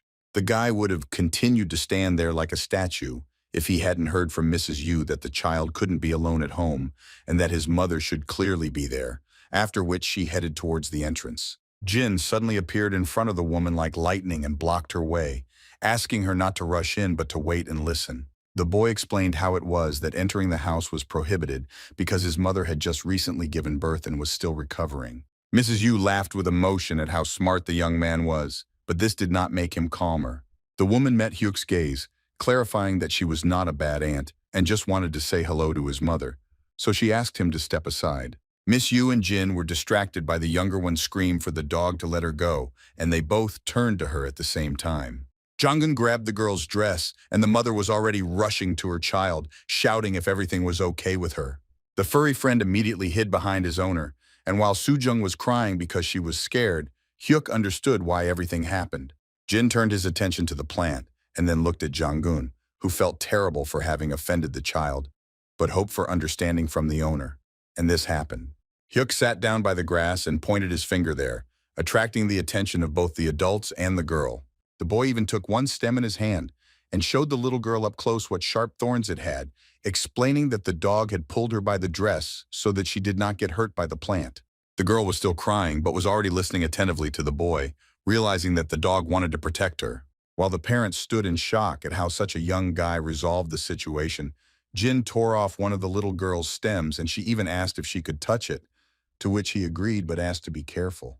Because of the noise that was happening in the yard, the mother looked out herself, asking her son if someone had come to them. The woman saw the answer to her question, and without the help of her son, only now the next one followed. Who are these guests? Jin sat with baby Yujin in his arms, and Soo-jong couldn't stop admiring her and repeated over and over that she was a little child. The children stayed together in the room and even had snacks and drinks made for them, and Hyuk introduced Soo to his sister Song Yoo-jin, and the girl said that she was very cute. Soo, due to her age, tried to draw the little girl into a conversation by repeating her name and the name of her sister Hyuk like a parrot. The next moment, Soo pointed her finger at Jin, indicating that she wanted to know his name as well. But when Hyuk said his name, the girl screamed, "What the hell is this song prison term?" And all because the name Jin Hyuk in Korean sounds similar to the phrase prison term. The guy felt uneasy, and the only thing that worried him now was what the hell was going on here. All that Mom said when she brought a table with food and drink was that the adults needed to talk separately and asked them to wait in the room. So finding himself in his room with two little ones, the boy looked at the door and wondered what the guests and their mother would talk about. Judging by the silence, the conversation was going smoothly and calmly, but this did not help the guy calm down and understand why Chairman Hong needed his father. Remembering his past life, Jin never once caught a moment when his father and this man were somehow connected. Suddenly, something cool pressed against Hyuk's cheek, and when he turned his attention, he saw that it was Soo poking a treat that his mother had made into his face. The girl called the boy Appa, asking him to look at the rabbit in his hand, and this cherished word made her heart flutter, since it was Soo who last called him that when she was drunk. The poor guy even got nervous and reached out for the treat very hesitantly. Hyuk thought that these rabbits were probably made from the apples that Yusei-ra brought, and he was even more surprised that the heiress of the owner of a large company had such carefree days. And if the guy had ever shown this girl to someone and said that the workers would tremble with fear, then hardly anyone would have believed him. Hyuk looked at the apple slice that Soo-jung gave him with some tenderness and joy, and thought that he had just recently said goodbye to the possibility of meeting a familiar face from his past life, and here she was in front of him. Finally, the doors quietly opened, and the mother asked her son if he was bored here, to which the boy immediately made it clear by asking if the adults had finished talking that he had really been waiting for a long time. Mom said that she and the guests had talked about everything and asked if he wanted to go to see Dad and Mr. Hong. Jin grabbed his sister and asked why him, to which his mother said that she needed to sit with the baby. Now Jin was riding with Soo in the back seat of a premium car, and they apologized to him for the trouble, and also asked if they should turn on the air conditioner, to which he timidly agreed and thanked him. Chairman Hong once again asked the boy's full name, and then thanked him for his sensitivity and for sitting with his daughter. Hyuk was more interested in whether the man had come to look at his father's plot, to which he said that this was indeed the case, since they were planning to build a recreation center nearby for their company. What Jin remembered about the resting place and what he was told now no longer matched, so he was alarmed by the situation. The boy remembered that the Sikh Heavy Industries Recreation Center was supposed to be near the beach, but in a different place. Hyuk remembered that the center was originally planned to be built on the west coast, and based on this, he asked the chairman if there were any better options. Mr. Hong briefly replied that at the moment the land here is cheap, and Jin's questions disappeared. The next thing that surprised the boy was that the chairman was driving personally, although as far as he remembered, the man rode behind and had a personal chauffeur. Hyuk immediately thought about the last incident and came to the conclusion that the accident was most likely serious, but he hoped that the man was not hurt. The guy remembered the moment when Mr. Hong took him by the hand and started saying something about his daughter, but it was impossible to hear what exactly. Jin looked at little Sue, who also couldn't take her eyes off him, and thought that perhaps he had wanted to say something to his father about marriage, and immediately decided that now he would never know, so it didn't matter anymore. Hong had the opportunity to observe the children, and noticed how the boy behaved with his daughter, which spoke of the thoughts that were laid down for the future. Jin only just thought that it was no longer important. Jin's dad just straightened up to rest his back a little and wiped the sweat from his face, noticing the car in such a remote place. The chairman, getting out of the car, immediately told Hyuk's father that he thought he had died a long time ago in this village, since they had not seen each other for 100 years. For some reason, Jin's dad wanted to blurt out something like, "little shit," but Hong cut him off, noting that he wouldn't have thought that the guy would hide in such a place. Hyuk stood like a pillar, not understanding absolutely anything, but he had already put his hand up to protect little Sue, and she herself grabbed the guy's clothes as if they had known each other for a long time and she trusted him. Jin began to worry that the atmosphere was very tense, while remembering that Hong was going to look at the site. The boy was shocked by how angry his father was, because he had never seen him like this before, and because of this, he didn't know whether to interfere or not. Hong moved towards Papa Hyuk just as he spoke to him, but it was too late. The chairman quickly made his way through the thick rice that rustled against his feet and grabbed Father Jin by the shoulders. Hugging the man, Hong shouted in a friendly manner that Song Guanyan was an asshole, because it was clear that he would not disappear, and he began to shout how the asshole found this place. And the chairman, almost crying with happiness, explained that if a genius is not in the know, then there are many ways to find a person. For the poor guy, the situation was so confusing, and he wanted to protect Sue and find out what Dad and Hong had in common. But he couldn't protect the little girl because she had learned a new word for herself, bastard, and the men weren't going to fight. Already in the evening, two families were sitting in the courtyard in front of the house, chatting and eating delicious food, but at the same time, Guan admitted that although the place was modest, he would be glad if guests stayed overnight, to which Hong laughingly replied that if necessary, he would sleep outside.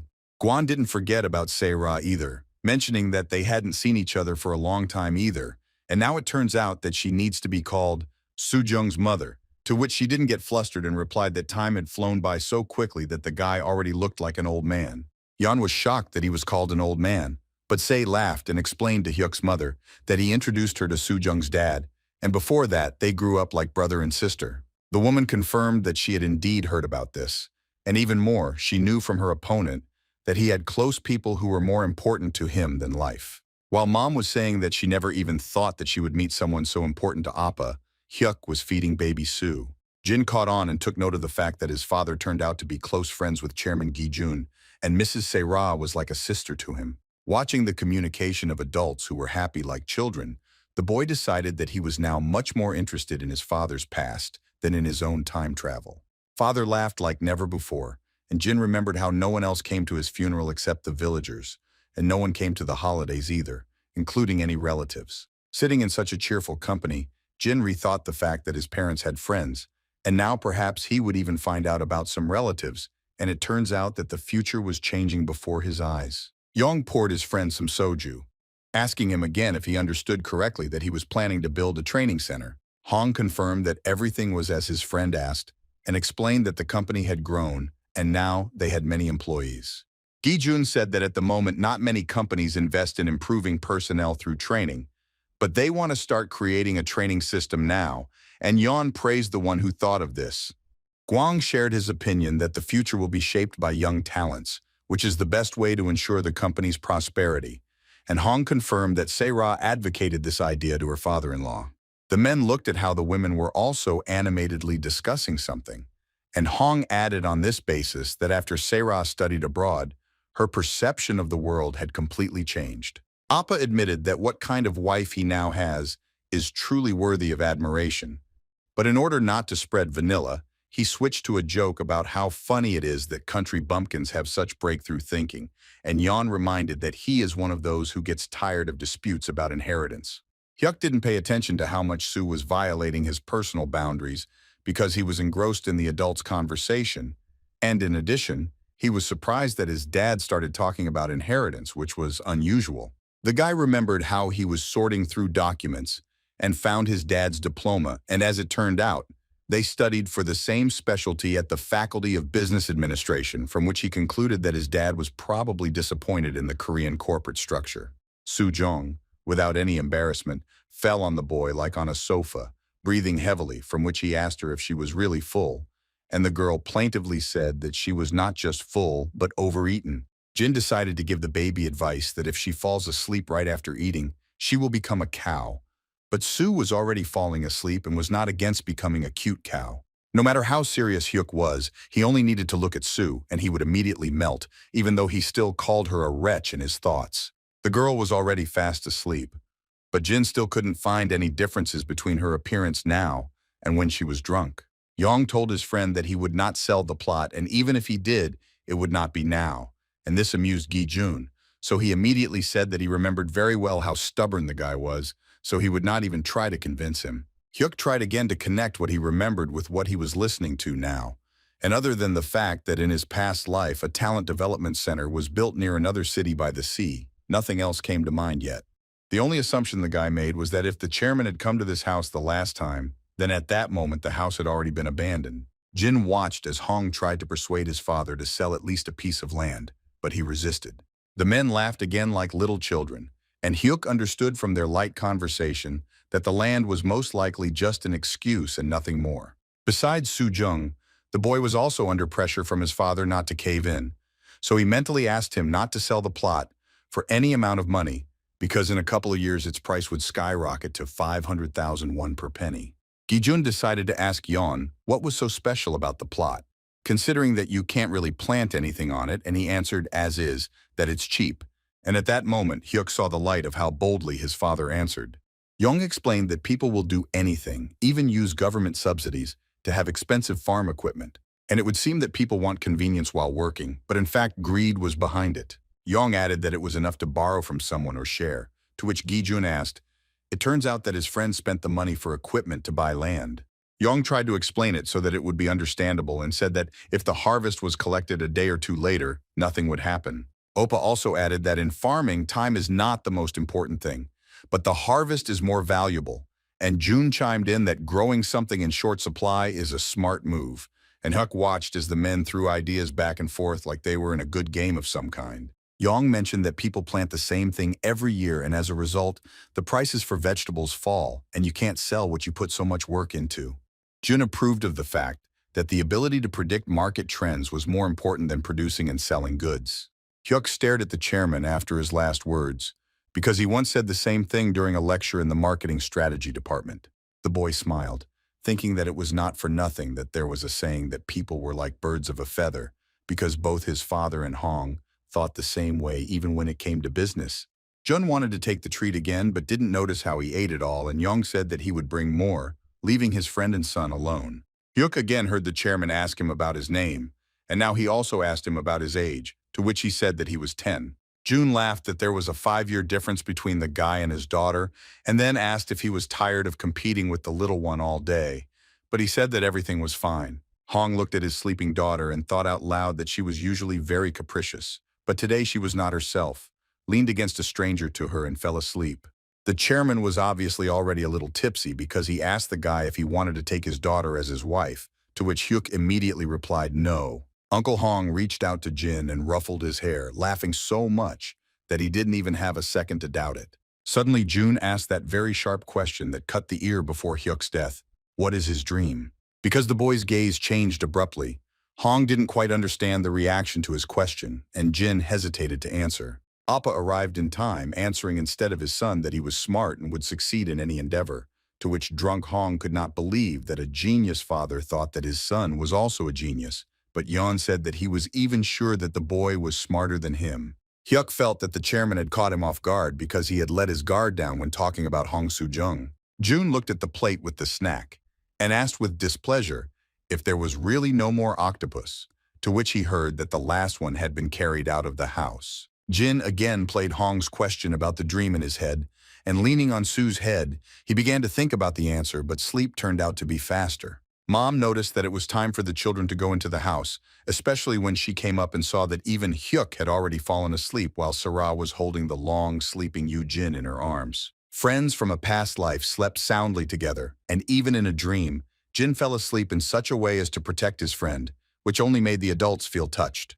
The fathers took the children in their arms and laughed along with the women at how funny they were, especially with Soo-jung, who surprisingly quickly fell asleep. And everyone laughed even more when they joked that she had been busy all day running after Hyuk. In the morning, instead of a rooster, the whole village could hear Sue's roar, with two huge streams of tears flowing from her eyes. The girl sat down on the ground and cried, demanding that she didn't want to leave but wanted to stay with Jin Hyuk Oppa. Mom suggested that the girl count to 10 together and leave, but this only made things worse. Hyuk sighed heavily and put his hand to his head, showing with his whole appearance that they couldn't cope without him again. Jin sat down next to the little girl and explained that Appa would still have to go to school every day, so he suggested coming when he had a vacation. The girl looked at the boy with huge tear-stained eyes and still agreed to his proposal. At the end, Sue grabbed Hyuk trying to hug him, and Hong laughingly said that he would come often, to which she heard from her friend that it was in vain, because farmers are busy people, which is why he completely exploded with laughter, calling his friend untouchable. Mom also shed a few tears when she gave Seira's pet gochujang away with her, to which she asked her not to be upset because they would really be visiting them from time to time. The car drove away from the gate, and a tearful Sue immediately climbed out of the window, waving her hand to Appa Hyuk and shouting that they would see each other soon. The whole family waved back, smiling, either because they finally had a good time for the first time in a long time, or because they had sent the noisy family away. Suddenly, the boy heard his dad ask him what he wanted to be when he grew up, which left him stumped. Hyuk didn't understand the question, to which his father mentioned that sharp-tongued uncle had asked him the same thing yesterday, but his father was no less interested than Hong. Jin couldn't even get a couple of words out of himself any longer, but his father explained again that he had enough money and that no matter what his son wanted to do, he would gladly support him if he just said so. The guy looked at his dad, realizing that he still needed to answer something, but for this he needed literally a little more time. Looking somewhere far ahead of him, Jin stood and waited for the answer to emerge while various summer smells reached his nose and the wind ruffled his hair. In the end, Jin, without changing himself, gave an honest answer to his father and at the same time to Hong with his question from yesterday about his dream that he would like to live an ordinary life. The father placed a friendly hand on his son's shoulder, noting that he had chosen the hardest path of all possible, but at the same time did not say anything against it. The parents enjoyed the fruits while Hyuk was getting a personal cheek massage that he didn't even order. The Hong family came to visit again, but this time they were already inside and chatting together, sitting in a circle where Seira was happy to hold baby Yoo-jin in her arms while her mother shared red chili powder with her. Soo-jung couldn't stop playing with Jin's cheeks no matter how much he begged her not to pinch him, but for the girl they were two soft toys. Hyuk was finally able to rest a little and thought that he had not expected the Hong family to arrive so soon. As it turned out, the guys were serious when they said that they would come often, so the gates that were previously silent now began to open actively. It was nice that the family came with fruit, but Yong was shocked that they agreed to travel so far just to watch TV. Hyuk's mother excitedly asked Seira's Unni if she was in pain, and she replied that her body was simply stiff from the long trip. Mom sympathized with the Hong family, understanding that it was clearly difficult for them to travel from Seoul itself, since the roads here are not the best, which Gi-jun agreed with. Suddenly, Soo-jung shouted for everyone to look forward and pointed her finger where exactly, so everyone immediately turned around. Hyuk remembered that today was the opening of the 1988 Olympic Games in Seoul. The host announced the opening of the 24th Games, after which parachutists descended from the plane, creating a sign of the event. Everyone watched the professionals maneuver attentively, and only Hyuk's mother covered her mouth, frightened by such a height, and worrying out loud how these people weren't afraid. The father asked his son whether Card Lewis or Ben Johnson would win, and then Gene had to pretend for a bit that he was only guessing that it would be Carl, since he had better records. Yong thought on the contrary, reflecting on the fact that this time Johnson had a chance and offered his son a bet. The father suggested that he would bet on Johnson and Huck on Carl, and the loser would clean all the pots, which is why the little one turned a little green remembering the last incident with the pot. The guy faced a difficult choice, because on the one hand he was in the past and knew who would win, but on the other hand, no one said that everything could change and he didn't want to clean the pots. Jin asked his dad if he would regret his choice later, and he jokingly said that if he asked him to have mercy on the boy, he would not change his mind. Imagine the surprise of all the adults when the boy won simply because the result was the same as in his previous life. And so the son sat next to his father, who was forced to scrub all the pots but did not gloat about it. Hyuk even offered to help his dad, but he refused, saying that he could accept the consequences of his defeat. The son was amused by the fact that it was interesting with his dad and that he acted like a real man, although it was obvious that it was hard for him. Jin felt more and more that the loneliness and melancholy in his past life was being rewarded in this incarnation with joy and happiness. After another run, Hyuk stood at a huge house, and it seemed that the village had turned into a different place to live. The boy looked at the giant with his brain, understanding that this is what his house now looked like, but he was still surprised every time by how it had changed. Last winter, the Sun family transformed their modest farm into a 3-story giant, all thanks to their father's ability to anticipate demand for crops and sell the harvest door to door at good prices. Jangun collapsed tiredly into his kennel while his owner climbed the steps to his new home. As always, taking off his shoes in the hallway, the boy informed his family that he had returned, as he always did. Hyuk clearly heard neither his mother's nor his father's voice, which stated that he thought he was lost because the walls were completely different. Jin looked at the floor and realized that the Hong family was home again, while his father explained that it was his son who suggested making the walls out of Lois because it was healthier. The young man went further into the house, and in order to make sure that there were guests, asked his mother if he was imagining things. But the answer for him was Soo Jung, who was literally stunning this time, and the guy couldn't do anything about it. Mom finally came out into the hallway looking at her son on the floor saying that there was Hyuk, and Se-ra asked if the guy had really run again, but he couldn't speak. Sue covered her nose, saying funny that she didn't know about the boy's training, and the mother, laughing with both of them, realized that her son was probably hungry, so she would make rice cakes and ask the girl if she would have some, to which the little girl agreed, but Se-ra asked to add thank you. Hyuk barely recovered and stood up, quietly telling his mother that he was going to take a shower, and she smiled. This time, the rice cakes were eaten by mothers and their children, and it finally went smoothly for Jin.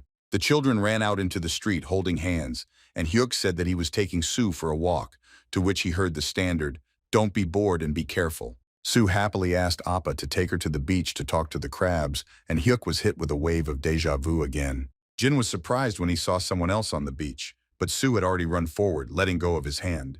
It turned out that there were friends of the boy on the beach who armed themselves with overalls and gloves to catch crabs, and one of the guys told everyone that Hyuk had arrived with the baby. Sue proudly put her hands on her hips and declared that she was not a baby but Hong Soo-jung, and the guy immediately asked for forgiveness. The new arrivals were given gloves, and the friends spent their time much more cheerfully because they had a person with them who was even more interested in searching for something than their older friends.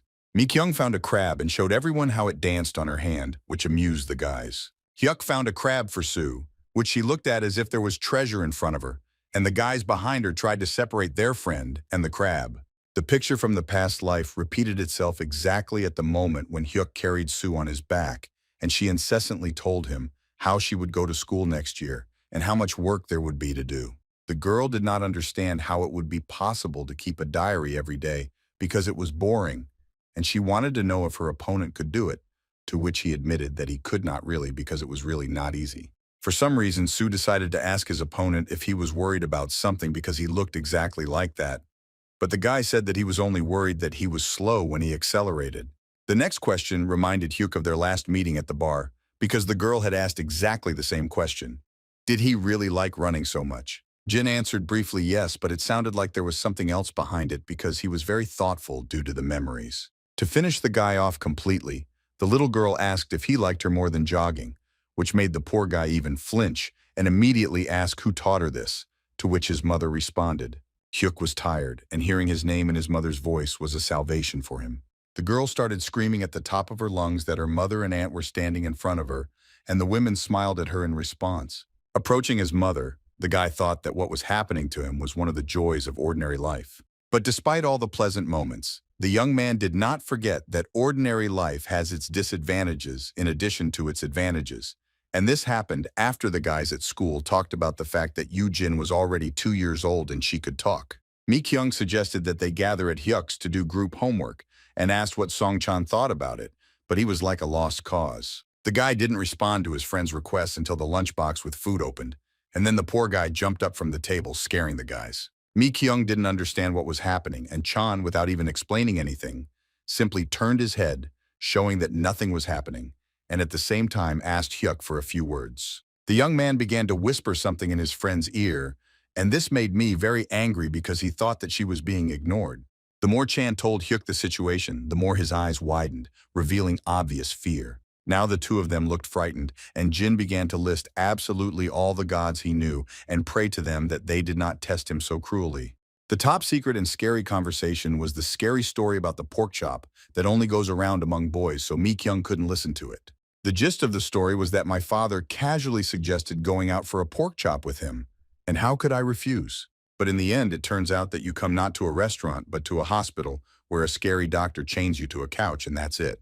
Hyuk learned that Jin-soo was the first person in his class to undergo circumcision. Because of his experience, the boy received the attention of all his classmates who were curious to know everything about it.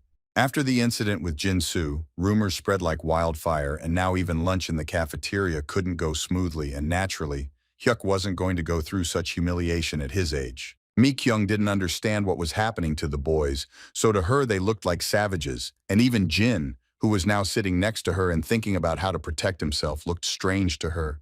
Trouble came from where it was least expected, and one evening the boy heard his father suggest that he go with him to eat pork chops. Hyuk was playing with his little sister, and at first he didn't even understand whether he had misheard or not that his father had committed such a crime.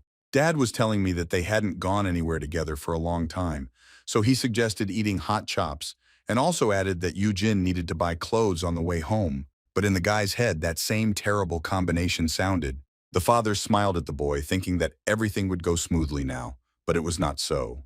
Hyuk already saw himself on the couch and shouted that there was no way in hell they would treat him to cutlets. In order not to be too obvious, the boy stood up, although his sister was reaching out to him and calling her Appa.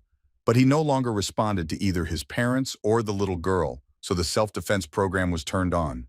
Jin gradually backed away, denying that he really didn't want it, and his father approached, asking if he had really stopped liking chops, which looked very creepy, knowing what was behind it. Mom kept telling her son to go and spend time with his dad, but as soon as he felt the opportunity to run away, he shouted that he hated chops and ran away at supersonic speed. It was already cold outside, and the guy ran out without a jacket, but as always, he was accompanied by his faithful friend.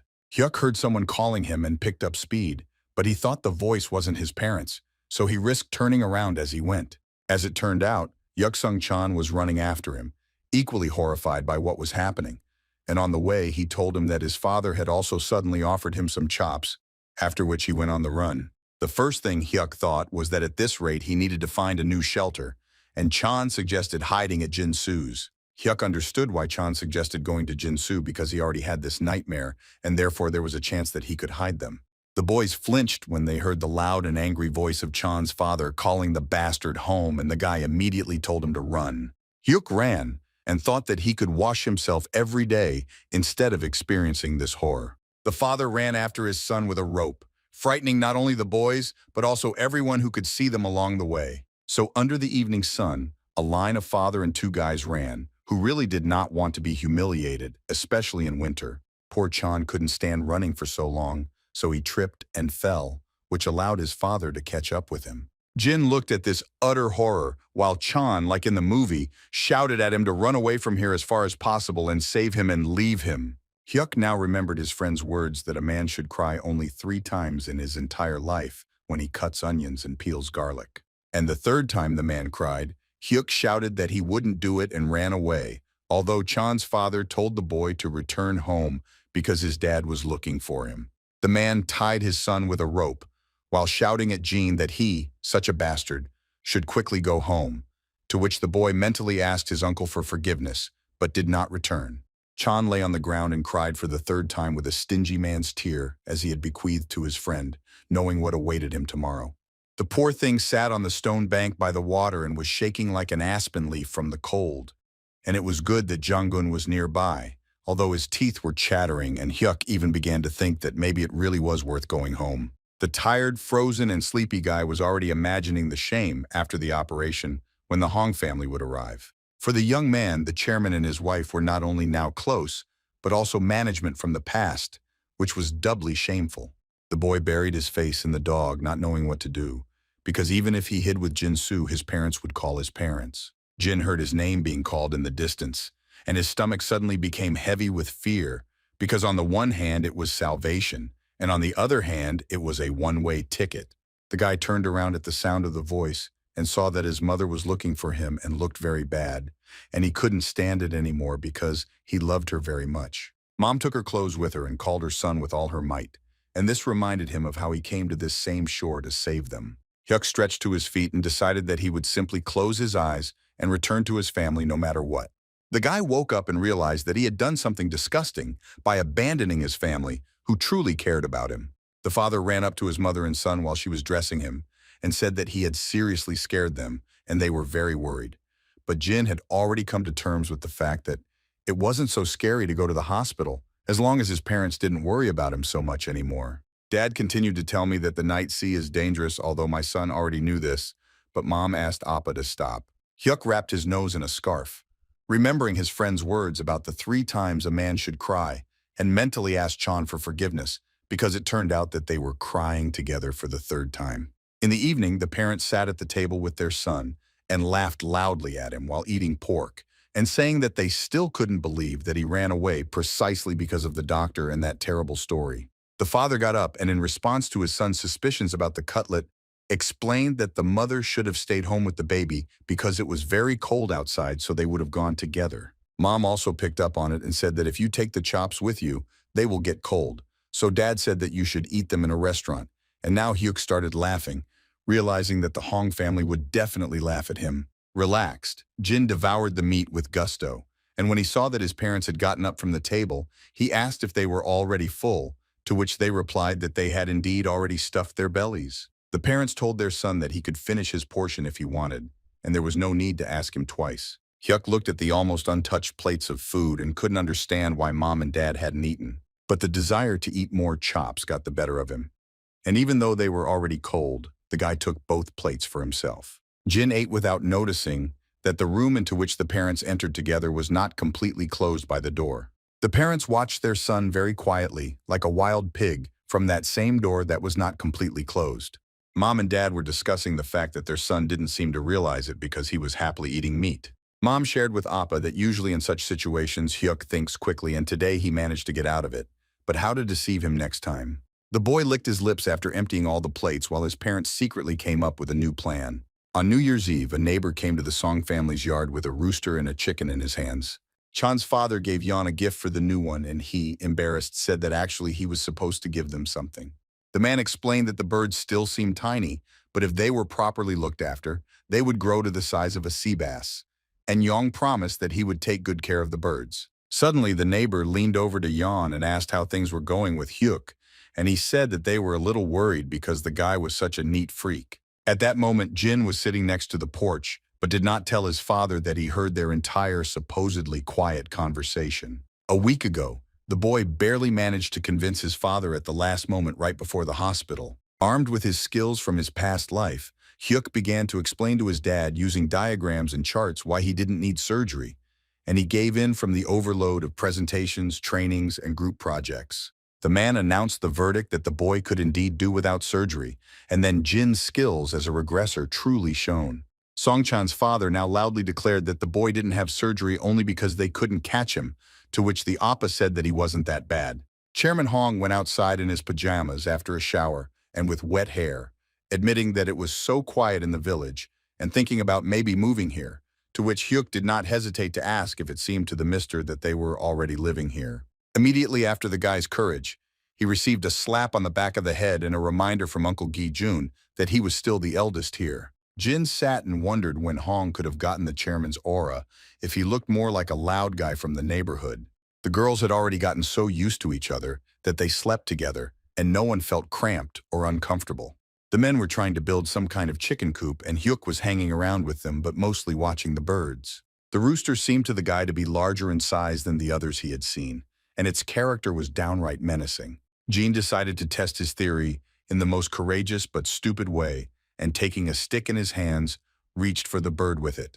The way the feathered one turned around looked more like a ninja who immediately rushed towards the guy and screamed at the top of his lungs. Hyuk fell to the ground from such an unexpected attack from the bird, but it didn't end there. The guy saw the famous sprinter in the bird and named him Louis the Rooster. Now Jean faced the rather risky task of finding out how fast the rooster was. The boy threw a small stone at the bird, but it quickly dodged, and for him, this was a reason to think about the usefulness of the rooster. Hyuk was too early to rejoice that the bird could be quite suitable with its speed for sprint training, because the next moment this murderous machine could no longer be stopped and the training began immediately. The rooster, without thinking twice, began to teach the boy a lesson on how to respect him and did this by hardening him with pain at the softest point. Hong immediately began to shift so that he could barely stand on his feet, and Yeon was still trying to stay on, although it was difficult. A sleepy Soo-jung appeared at the door, immediately asking where her beloved Appa had gone, although she hadn't really opened her eyes yet.